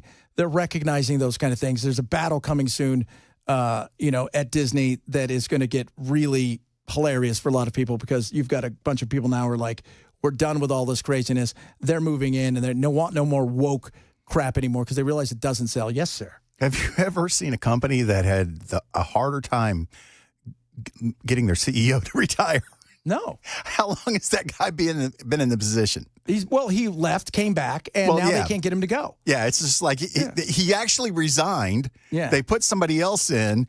That guy wasn't working out, and they kind of gave the wink and a nod and was like, oh, let's pretend you never left. You know what they did? They did the same thing that everybody thought Biden was going to do, which is just be a temporary placeholder, do your 4 years right off into the sunset. And instead, he's like, I'm not going anywhere. Why should I? I'm making gobs of cash. But the expense, and they're right about like the insanity of how much it costs to do anything. I say this every time. I'll take the kids, we'll go see a movie. And tickets, popcorn, drinks, You walk out there, it's like $140, and you think, how does a regular, I mean, I'm blessed. How does a family that just, maybe isn't as fortunate go do something like this besides sneaking in candy? It's crazy. Going to a sporting event is insane.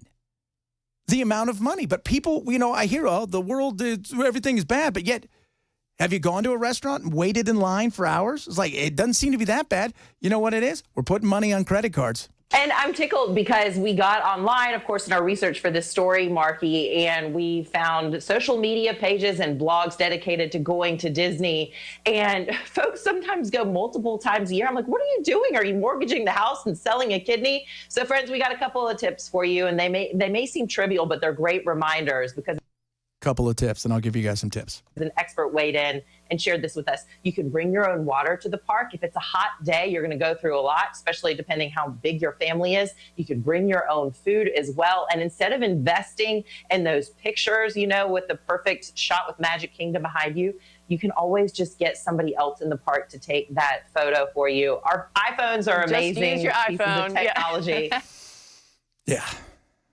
Some of those pictures, though, if you've never seen, like when you go down some of these rides, they take big pictures. They do it all over the place. Have you been to Dollywood? Who's been to Dollywood? Which one of you? I have not. Not me. How have you guys never gone to Dollywood? Because she won't bring it closer to Nashville. It's right there. Have you been to any amusement parks? Well, Opryland. As a kid, I went to Six Flags in Dallas. Okay, that's fun. Six Flags is good. Six Flags is awesome. That's where all the big rides are, right? Like, so if you want to go, it's like, oh, this is what Six Flags, it's got all the big rides. But if you're going to go to like a place like Southern California, go to a place like Knott's Berry Farm. It's awesome. They've got fun stuff to do. It's nowhere near as expensive, right? But even there, it's still expensive. SeaWorld's expensive. In fact, I'll give you guys a little tip.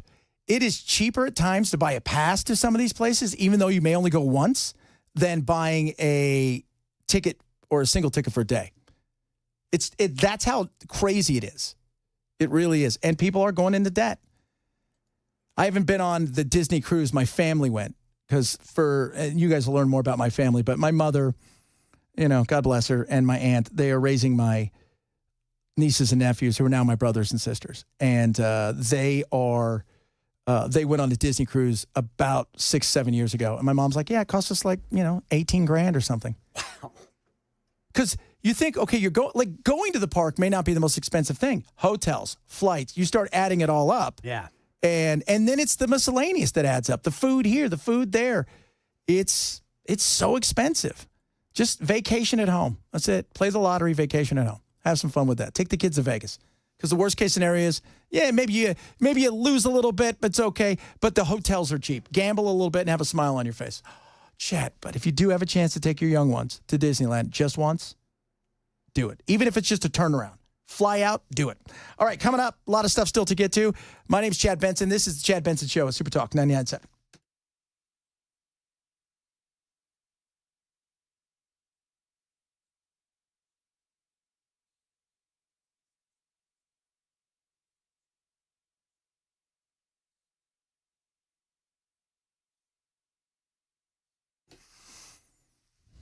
Bulwark Capital, a friend over there, Chief Investment Officer Zach Abraham, would like to talk to you about what you're doing with your retirement. In 2025, not too far away, get a second opinion. They do a thing called a risk review. So this is where they go through your account that you have right now. A lot of times people have accounts, they don't know what's going on. They get something at the end of the month. It's a statement. They look, it's up, it's down, whatever it is. But they're not really planning. They're hoping. Don't do that. You get one retirement, make it work for you. Measure twice, cut once. It is a free risk review. They'll go through it. They'll talk to you about where you want to be, show you the things that you need to do to get there, and that's it. No high-pressure sales, nothing like that. Call 866-779-RISK today, 866-779-RISK to get a free risk review. Their number one thing is risk management. Lower risk, lower cost, lower volatility. What can they do to give you the most upside potential? Call 866-779-RISK or go to yourriskradio.com. Investment advisory service offered through Trek Financial, LLC, an SEC registered investment advisor. Investments involve risk and are not a guarantee. Past performance, not guarantee future results. Trek 24378.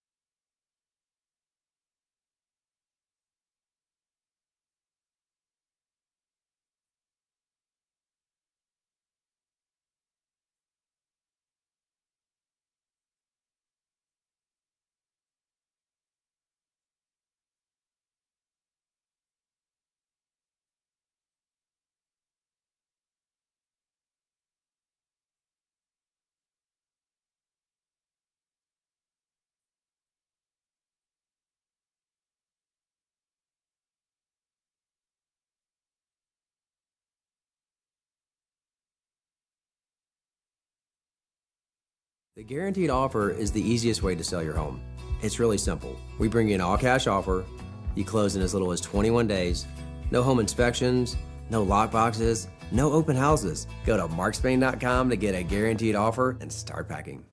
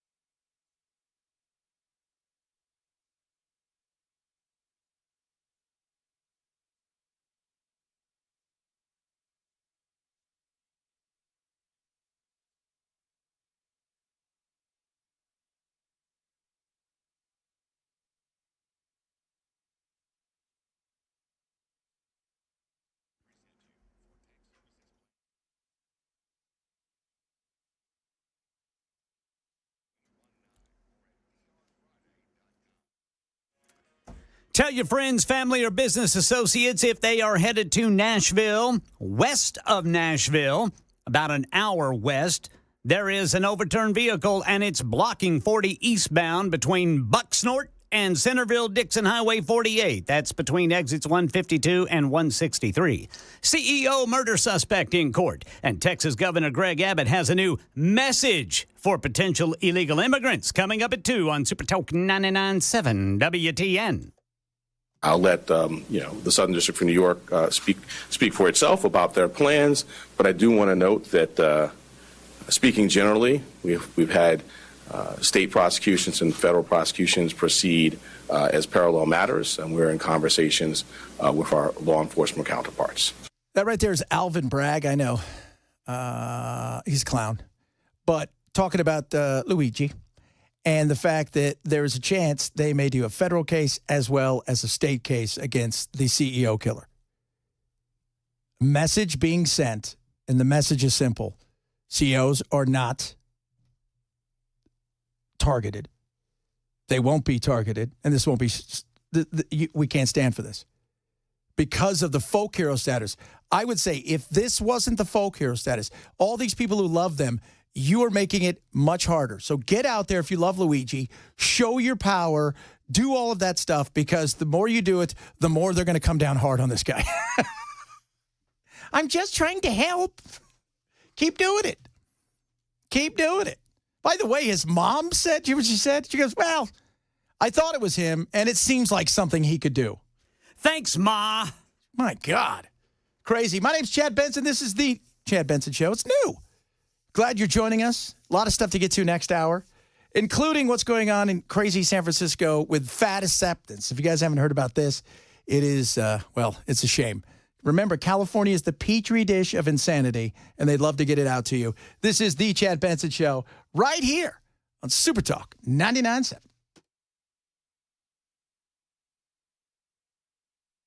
Nip it in the bud.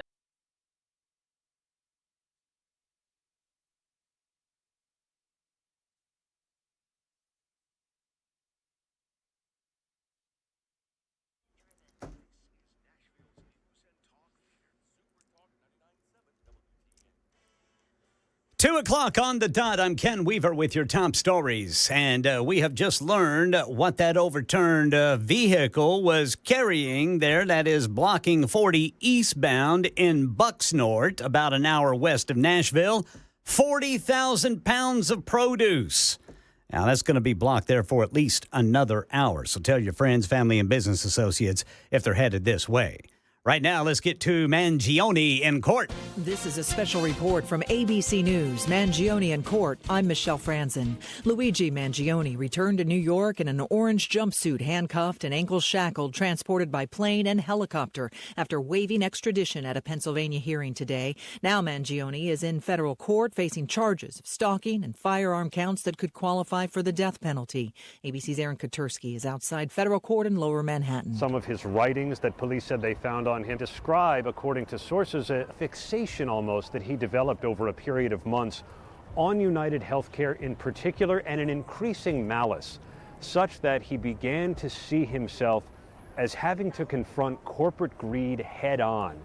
But that still doesn't fully explain what turns a 26-year-old young man of privilege, an Ivy League graduate, a valedictorian of his elite prep school in Baltimore, into an alleged killer. Amazon employees on strike at several facilities across the U.S. today.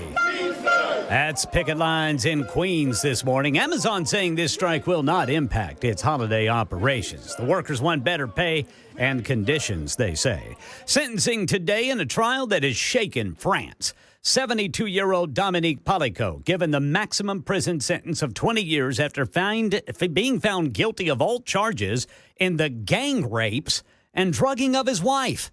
ABC's Tom Sufi Burridge in Paris. Giselle Pellico waived her anonymity bravely in this case so she could get the full facts out there and put the shame onto the perpetrators of the abuse, not on her. And she gave a powerful statement at the courthouse. Effectively, she said that she carried the fight, as she put it, for the future of her grandchildren. She said she was thinking about her 3 children. 50 other defendants have been convicted in the gang rapes of Giselle Pellico, and that led to her ex-husband's conviction.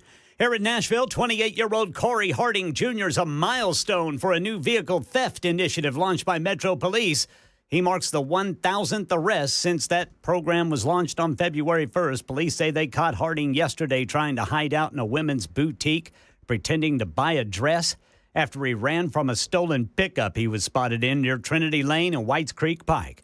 And Texas Governor Greg Abbott announcing messages on billboards to fight illegal immigration. We are launching a new campaign to deter illegal immigration into Texas. Yesterday, we began putting up billboards, dozens of billboards, in Central America and in Mexico. They inform potential illegal immigrants about the reality of what will happen to them if they try to enter Texas illegally. One says, stop. If you cross the border illegally into Texas, you'll be jailed. Another warns, don't come to Texas illegally. You will be arrested. That's the latest news. Weather's next. I'm Ken Weaver, WTN News.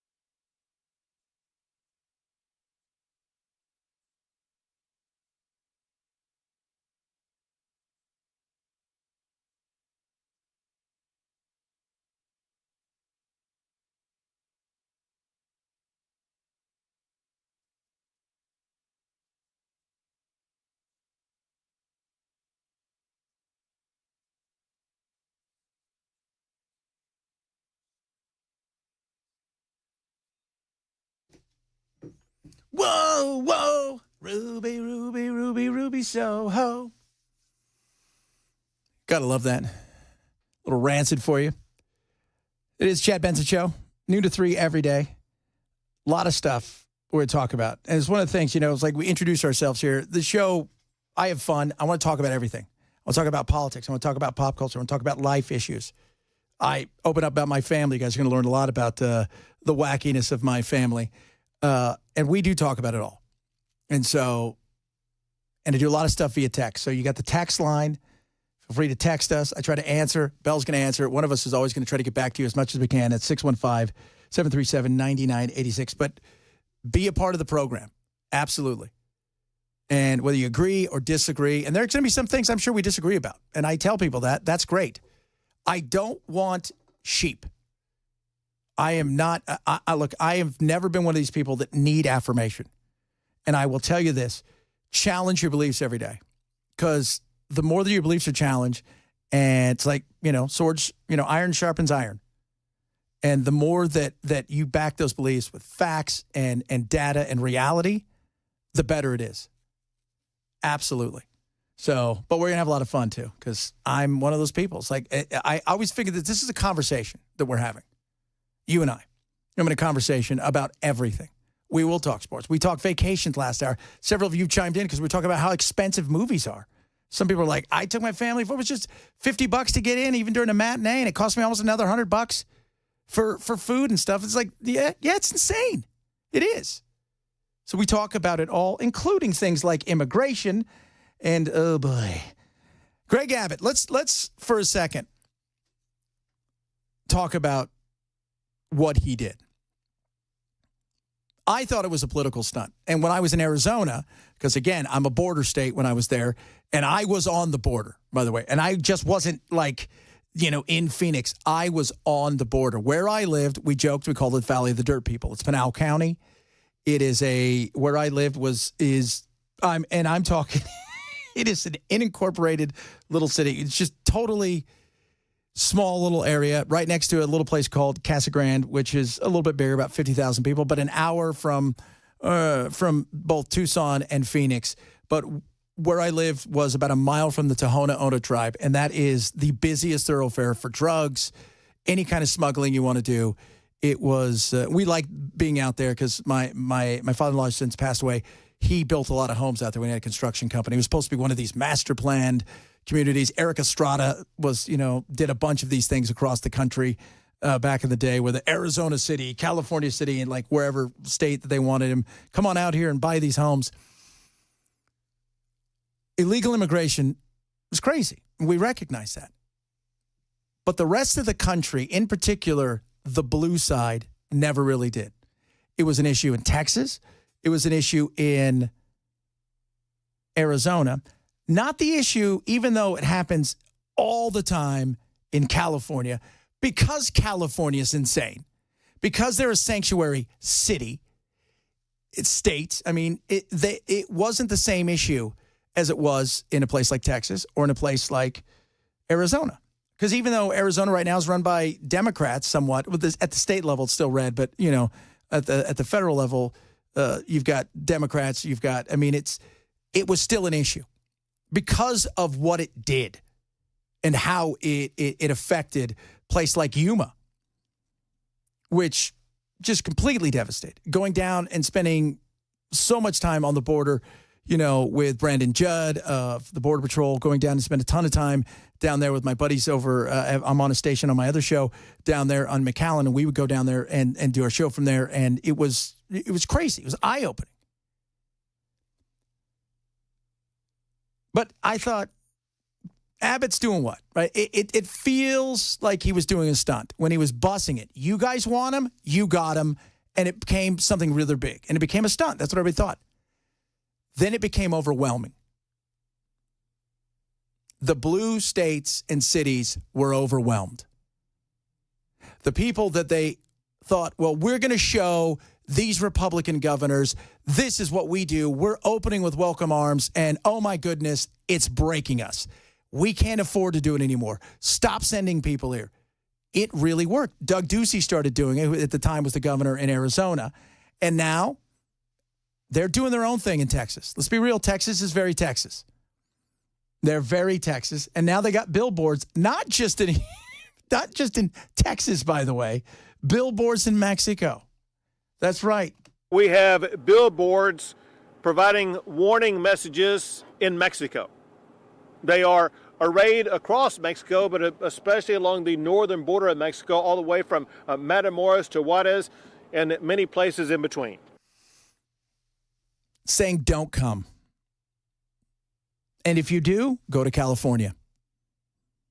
Go somewhere where they may welcome you, but if you come here, it's a different game. There's a small town on the border of Texas, right across from Mexico. It's like 90% Latino. They were 75% for Trump because they recognize. My grandfather came here from Mexico, like in the 50s. Did it right. It was a little bit easier back in the day. Let's be real. Now it's a crapshoot. If you're trying to do it legally now, lots and lots of money and lots of patience because it's essentially a lottery. But he was as big a Trump supporter as you could find, recognizing the insanity of what is happening and that it was just never going to be stable. And it wasn't hard to see. Anybody could see. Republicans love the fact that there was cheap labor for their big donors. And Democrats thought one day we're going to have a group of people that will be on the Democratic plantation, that will be subservient to us, that will always give their vote. But, of course, that started to change when the reality kicks in that most, and in particular, this is about Latinos. This isn't about other groups of people. A lot of that is what this was about because there's such a growing influence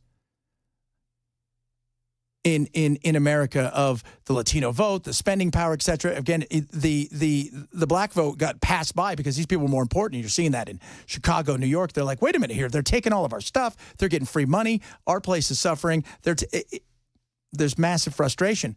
Then they found out, oh, my God, these people are socially conservative, which, of course, freaked them out. And you saw where the vote, especially amongst Latino men, were like, sorry, we're not doing this. A man is a man, a woman is a woman. And they're very Catholic in a lot of ways. And so abortion, not a big thing there in certain countries. But something needs to be done. And Tom Holman last night was talking about a lot of different things, about how they're going to come at all of this from day one. And he's serious. Now, the thought, I love the thought process. It's impossible to do. It's not impossible, but it's going to be expensive. But I remind everybody that Obama's nickname was deporter-in-chief for a lot of people. He deported so many people. This administration has welcomed everybody and then some. But one of the big things is how many people want to come here and have children? How many? Everybody. It's the reason they call it an anchor baby. And let's be real, the law's not changed. That protection's there. If you have a kid here, that kid is an American citizen. Tom Holman talking about it last night with, what's her name, Caitlin Collins? She had a little devilish smile there on the old CNN. If you're in the country illegally and you got an order of deportation, we're going to arrest you, we're going to detain you, we're going to remove you. If they have a U.S. citizen child, if they chose after they come to the country illegally and chose after been ordered removed to have a U.S. citizen child and think, okay, the court order doesn't mean anything anymore, the removal order doesn't mean anything anymore, then what kind of message we send into the whole world? Go ahead and cross the border illegally, which is a crime, ignore a judge's order of deportation, but have a baby, and you're fine. If we do that, then shut down the immigration court because the orders don't mean anything anymore and take the border patrol off the border. And that's also been one of his big things when it comes to who they're going to go after first. There is 1.5 million plus people that have an order to be removed. That means they have gone through the process. So when they've come here, they go, I want to apply for asylum. So then you have to go through this process where essentially your Border Patrol agents are now just, taking information. And, they're like, where are you going to be when you're here? I'm going to go to 1234 Main Street in Ohio or wherever they decide to go. And they're like, all right, here's when you appear. And the appearance may be, depending on where you are in the country, could be 3 years, could be 7, 8 years. So you go, and then you go through the process, and you show up. And what happens? They tell you, yeah, you don't meet it. And you're like, well, I'd like to appeal. And then you appeal. And they say, sorry, you don't meet it. And then I think you get a third appeal, and then they say, sorry, this is it, final order to remove. And the Democrats are like, that's all we want is people to have the opportunity to get to court. Now they're like, we don't want any of that either. We don't want you to have the order to remove. We're going to protect me. That's not the way it works. If we're going to go and say, no mas, to any order to remove, then why have the courts? Why have the Border Patrol? Why have those things? And I don't know what it's going to look like to try to change the laws when it comes to born here. I think it's going to be much tougher than people realize. But that is the insanity, because people will, that is their goal. So when I was doing a show so for those of you guys who are new to the show, and by the way, several of you goes, where's Matt? Matt's on 3 till 7 starting next week after Brian steps away and retires. So talking to my buddy, and I'll try to get him on next week. His name's Doug Nichols. He is the mayor of Yuma.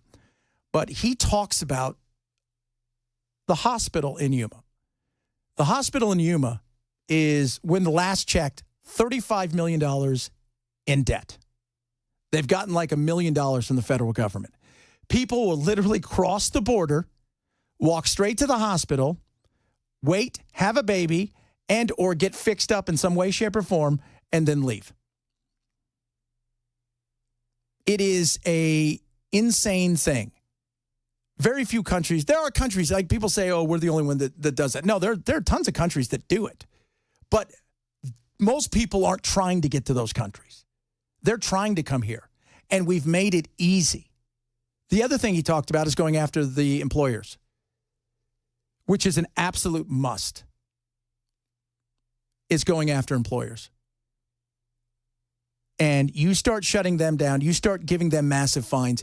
And we're not talking about if you hired somebody based on the fact that they gave you a fake, they gave you IDs, because you can't ask once they give you those things, is this really you? You just have to assume. But if they get caught, that should be on the person who gave you the fake stuff. But if you're hiring people knowing that they are not citizens, that they have no right to work, you should pay the price for that. That undercuts workers here, that undercuts employers who are doing it the right way, who now have to try to figure out, how do I stay competitive in a place where I know the guy across the street is going to be able to undercut me because he doesn't have the overhead. He's not paying taxes on those people. He's not paying insurance on those people. He's not paying workers' comp on those people. He can do things that I can't do. So there are so many things that we need to address. And the big one is the money thing and the baby thing. I don't know about how they do the baby thing. I don't know what that looks like. You're talking about a constitutional amendment. Is that a possibility? Anything is, but that's tough. But you start going after the money side of stuff. You choke it off. In 2008, when we had the big recession, you know what happens?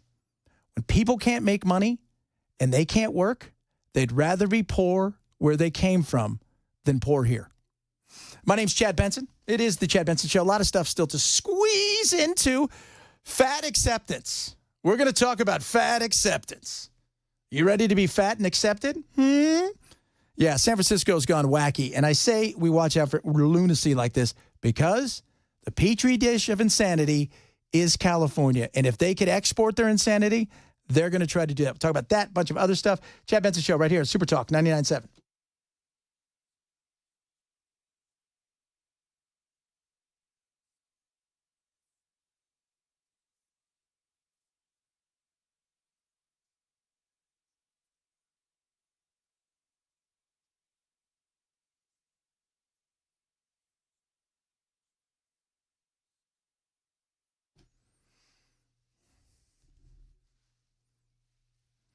Rough greens and meow greens. So we've been talking about rough greens, about my dogs. Well, I should talk to Belle. I said, Belle, do you want me to get you some meow greens?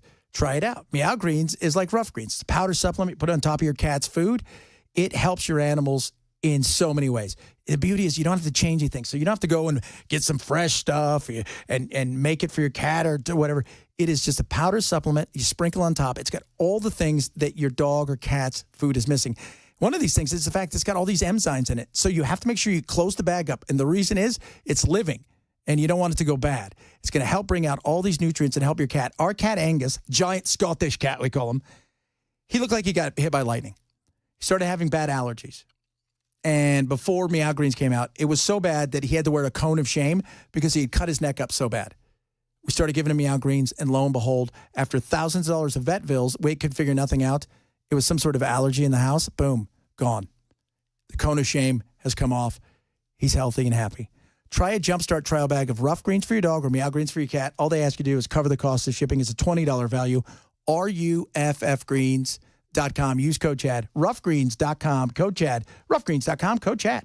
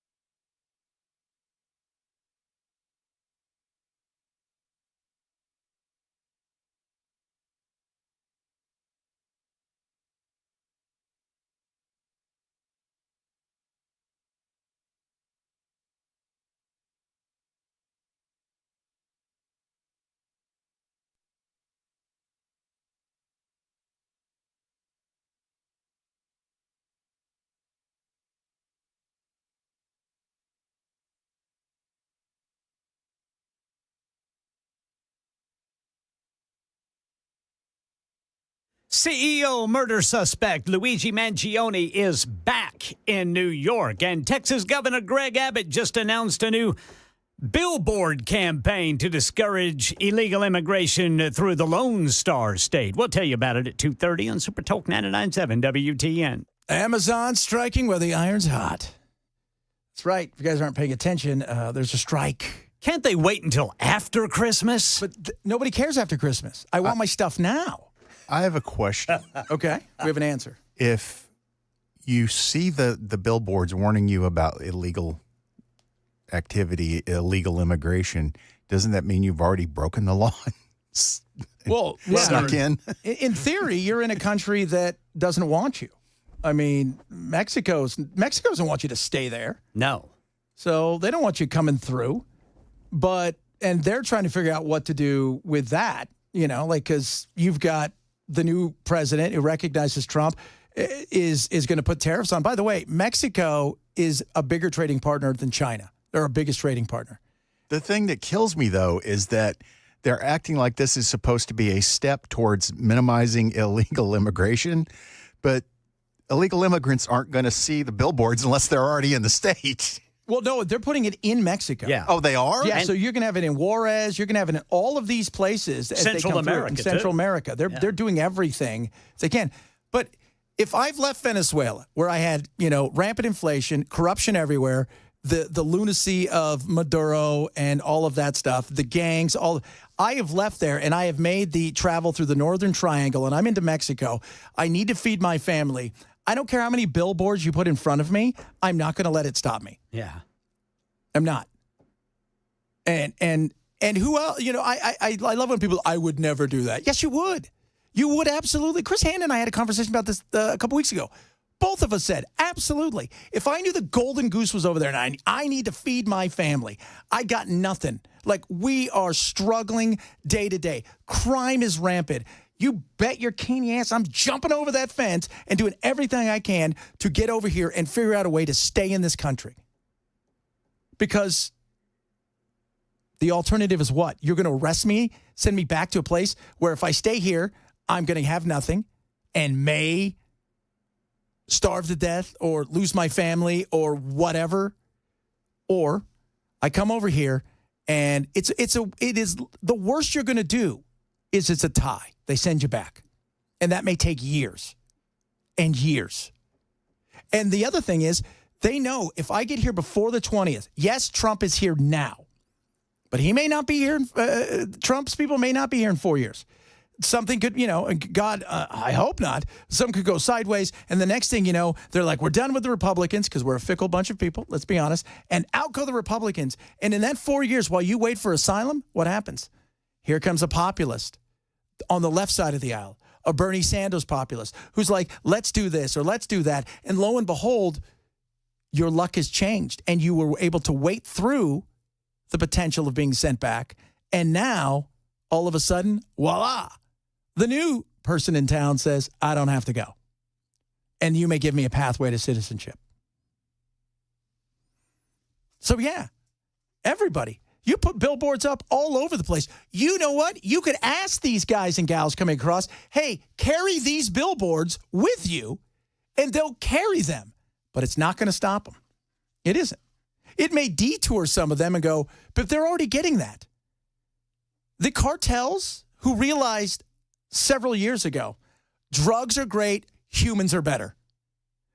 I can get more money, and in many cases, I may be able to get more money from the beginning and more money at the end. They'll do our bidding if we need them to.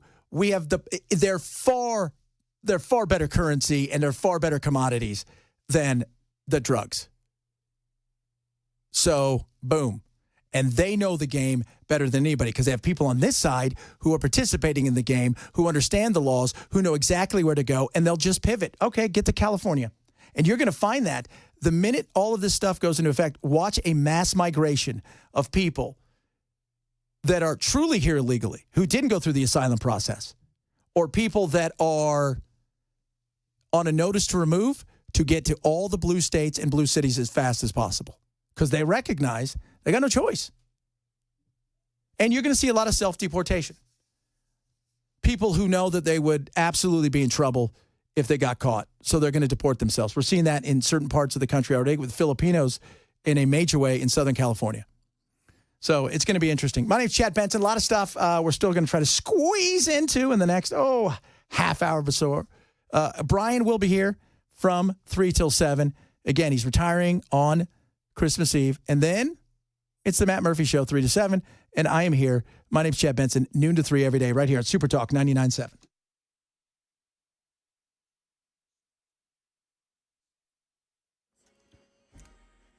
.2:30 on the dot. I'm Ken Weaver with your top stories. About 60 miles west of Nashville, eastbound 40 still blocked by an overturned vehicle. Channel 4 reported it was a tractor trailer loaded down with 40,000 pounds of produce. It is between Bucksnort and the Centerville-Dixon, Highway 48, exit 163. CEO murder suspect Luigi Mangione back in New York after waiving his extradition rights at a hearing in Pennsylvania this morning. In addition to charges announced by the Manhattan DA, Mangione now charged in a 4-count federal criminal complaint. And Alvin Bragg saying his office intends to run the state case parallel with any federal case. As we allege, the defendant in that case brazenly shot Mr. Thompson twice in Midtown Manhattan. Was targeted, premeditated and meant to sow terror. Texas Governor Greg Abbott just announced a new campaign to discourage anyone trying to get into the country illegally through the Lone Star State. Dozens of billboards in Central America and in Mexico. One says, stop. If you cross the border illegally into Texas, you will be jailed. Another warns, don't come to Texas illegally. You will be arrested. Here in Nashville, Metro Police putting out a reminder of a reward offered to try to identify the person responsible for the Christmas Day 2022 road rage murder of Christopher Sponhorst, 37-year-old Greenbrier husband and father of 5, fatally shot while driving westbound on the East Loop downtown. The reward from information leading to the arrest or indictment of the driver of the black 2016-2017 Kia Optima sedan involved is up to $23,000. Anyone with information on the murder has to call Crime Stoppers.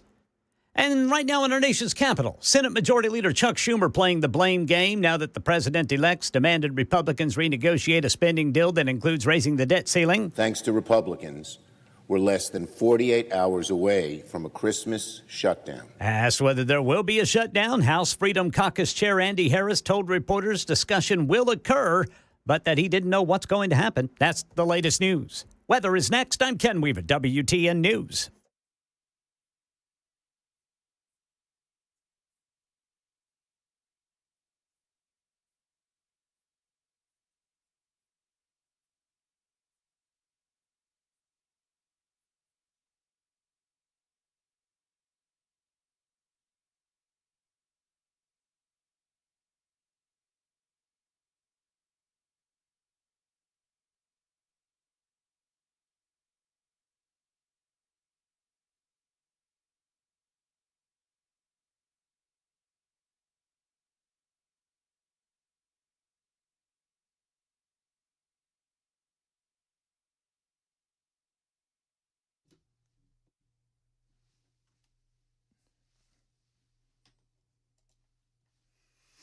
MyPillow right now is deep discounts on the MyPillow.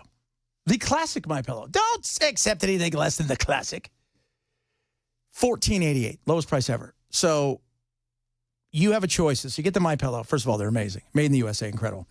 And they'll give you the choice of, do you want like a firm one? Do you want one a little bit softer? How much of the MyPillow fill do you want? It's awesome. They've got deep discounts on all of their stuff, the slippers, the sandals. It's incredible. Still in time for Christmas. So if you order now, you go to mypillow.com/Benson, use my code Benson. You can get up to 10 of these. Great Christmas gifts. A little change in life. Like a pillow goes a long way. I think you'd be surprised. But on top of that, deep discounts on everything.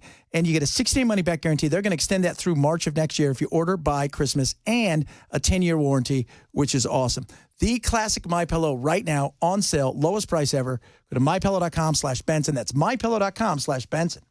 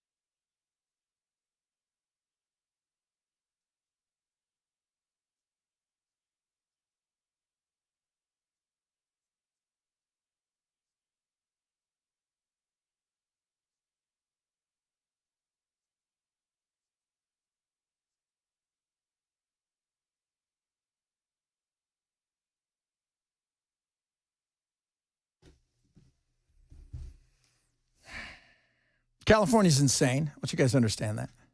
Not everybody there is. By the way, there's probably more conservatives in California than anywhere else in the country. You're just outnumbered because of the size of it. And that's why a lot of them are leaving. But Jimmy Carter, way back in the day, said that California is kind of the petri dish, the experiment of stuff. And we have seen it across the country. It used to be fashion, right? Like if it's happening in New York, if it's happening in LA, if it's happening in London, it would come and you're like, oh, it'd permeate across the rest of the globe. And it'd be, oh, yeah, this is awesome. Now it's insanity. And California has got a new lady who is going to fight the fat stigma. Okay? So, because there's a stigma around that. Just want you guys to understand that. And understand that it's a weird situation because these people want to be a protected group. They want to be fatty caps. They want to be protected because they feel now that they are some sort of a class of a minority or an oppressed group. And they want everybody to champion their bad choices. Hi, my name is Virgie Tovar, and I'm the author of You Have the Right to Remain Fat, as well as a few other books on fat positivity and body acceptance. When I think about what people might be surprised by or what you wouldn't think of when you think of eating disorders, I immediately think of being a kid. I was a kid in a larger body, a teen in a larger body, and also I'm an adult in a larger body. And the message I always got from my doctor was shrink your body by any means necessary. And it really felt like there was a sense of a don't ask, don't tell. So because I truly, truly, truly believed, right, and this is where I think the surprise comes in. I really believed that this was about my health. I really believed that my doctor was right. Because why would I believe anything? Because your doctor was right. Being fat is not courageous, and it is not good for you. You know who says that? Everybody says that, except for people who are fat and want you to champion it. By the way, most people who are nutritional overachievers, or if you want, people of size, they will tell you, no, it's not fun. It's not. But these groups of people want you to understand that it's not, again, just like the crazy dude who goes and he shoots, well, really he's a hateful dude. He's not crazy. Shoots and kills the CEO, Luigi. It's not about healthcare. I mean, that's a part of it, but the reality is it's about greed in their mind. It's about capitalism. It's evil. It's always about something else. And the quote-unquote fat movement, the fat acceptance movement, right? This is a lifestyle choice movement. These things are about intersectionality. And we touched on it briefly yesterday. So if you don't know what intersectionality is, and you'll hear it because I got another clip, and her and this guy are just talking about intersectionality. Intersectionality is... It's a philosophy goes back with the French way back in like the 50s and 60s. It came out of their philosophy in colleges and whatnot, that everybody, there's a certain scale. So if you're a white male, you're at the top of the heap. You're a Christian white male, you're like, whoa. If you're a good-looking Christian white male, boom. But if you're fat, you're down a little bit, right? And then if you're gay, well, you're down a little bit more. And so it is truly the whole thing about the oppression Olympics is what this is all about. And this lady's going to fight the stigma, and that is her goal. But the goal isn't this. The goal is to get it to everybody. That's why when you see these people out there who are championing for Palestine, queers for Palestine, fats for Palestine, this for Palestine, it's all about them wanting to be protected, a group. A special group. It's about a badge. That's why you see so many of these kids who want to be quote-unquote non-binary or this, that, and the other. They don't really mean it. It just gives them a little something else. It's a little cred in some of their worlds. Well, you can't yell at me. I'm non-binary. That's my superpower. That's not a superpower. It's not. Where do you see the intersection really? What is your definition of health? Yeah, that's really complicated, right? I think By the way, it's not complicated. It's not. 300 pounds, 5 foot, not healthy. Just isn't, right? If you sweat while you put your tennis shoes on, that's not good. Sort of, I want to talk about that question, but I want to start by saying that, no one has to be healthy. No, right? Like, I mean, it's like, no, like there is no governing body that's like out there putting, you know what I mean? It's like no one owes anybody that. No. And you're right. The beauty of America is I agree with her 100%. You don't have to be healthy. Here's what you don't get to be. You don't get to eat yourself into a group, if you will, and then whine about being in that group. But also want some sort of protection as if you're special. You don't get to do that. That's not something that, see, that's what they want. Nobody has the right to be forced to be healthy. Man, you know what? Eat yourself into a position where you never can leave your house. I don't care. But don't ask everybody in the world to feel sorry for you, and don't ask everybody to pay for it. In either the traditional sense of the word or any other more innovative or, more politicized, maybe even version of that word. So I think it's important to say, like, and I want to back up and bring in intersectionality and say, like, right, like, there's that word, intersectionality. Look at the disabled community, right? Like, I think people with disabilities have, and activists within that space have consistently been saying, like, I'm never going to be your notion of healthy. That doesn't mean I don't get to be a full human. You get to treat me some kind of way, right? And so I think that I love taking that principle within disability rights to fat activism and to understandings of fatness. So I want to start there, right? Like, no matter what size you are, you don't owe anybody else your health. But I mean, for me, right, like in an ideal world where, like in an ideal world, there wouldn't be health-based gatekeeping at all. But there is, for a reason. Right? There's a reason that I'm 50, well, I'll be 54 tomorrow, I'm 53 right now. There is a reason that when I go buy life insurance, it's different for me at 20 than it is at 54. There's a reason for that. But she wanted to put in there, and this is important, let me compare myself to people who are handicapped in a way where they're in a wheelchair. Jimmy got hit by a drunk driver. He's paralyzed from the neck down. Okay? You ate yourself into a rascal. That's different. You're not the same. You're not. You can't see your ankles. And we don't even know where your knee begins. That's how big your ankles are. Right? You've put yourself in a position. Right? Jimmy didn't go outside and eat himself into being paralyzed.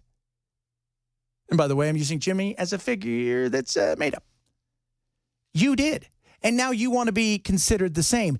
These are the things that are going on. They're going on our college campuses across the country, where everybody wants some sort of special tag, and they want to be like, we're just like you. No, you're not. My little brother just turned 21. He is not the picture of health. Should never have lived as long as he has. He has brain damage, cerebral palsy, eats and drinks out of a tube, breathes out of a tube. He's never walked or talked. He's very aware of what's going on. But you eating ho-ho cupcakes nonstop and then going, I'm just like him, is not true.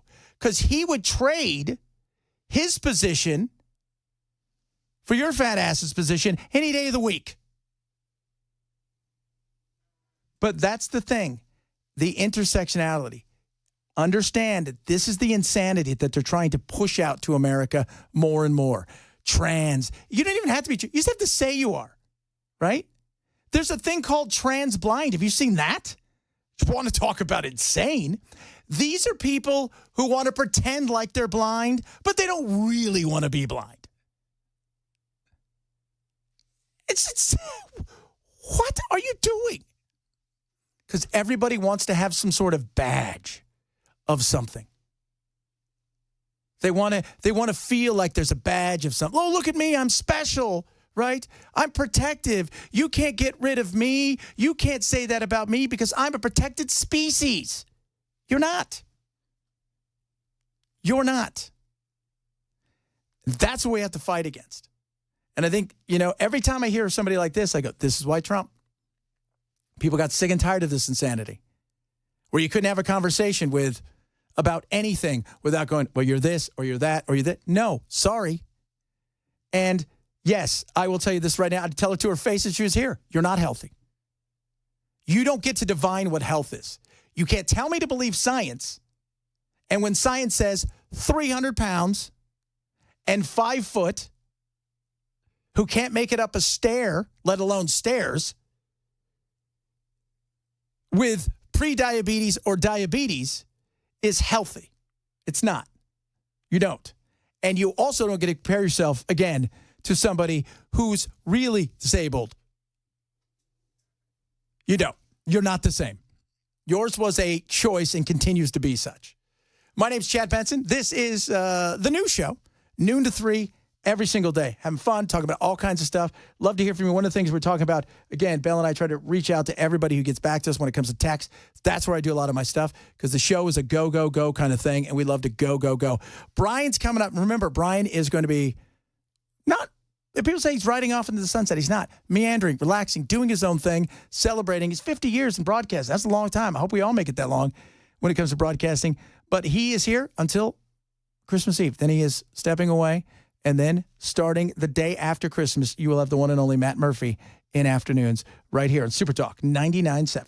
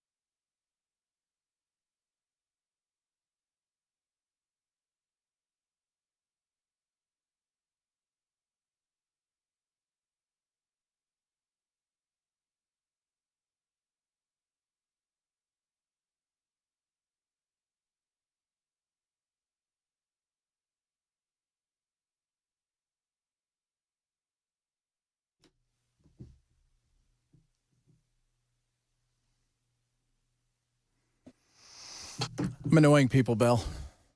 People are mad at me, some of them. What about people who have a thyroid problem? Yeah, you know what? Some people out there, I think it's about 4% of Americans have a thyroid problem. When you said you were annoying people, I was about to jump in and go, well, that's what you're paid for. That is exactly what I'm paid for. But the thyroid thing, it always comes up, and unless it's located in a donut, most of us have an issue with consumption rather than thyroid. That's called being real, right? You mean to tell me everybody Exception out to there, every rule. Yeah, everybody out there has got a thyroid problem?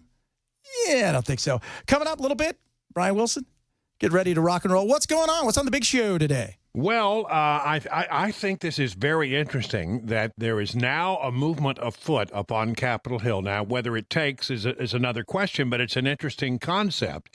Since Elon Musk apparently blew up everything that was going on with regard to a budget deal, and they have to start over and with a new plan B in regard to funding the government going forward, some people have said Elon Musk should be the Speaker of the House.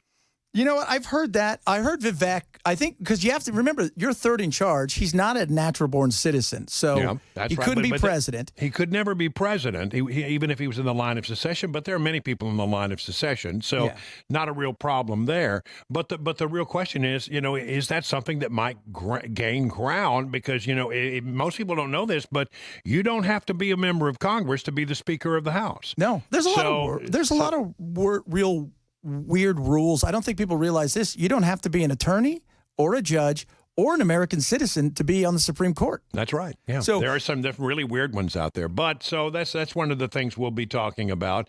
Big decision with regard to Fani Willis having a lot of. Apparently, Fani Willis said that she wanted to stay on the Trump Georgia case, and the judge said, "What you talking about, Willis?"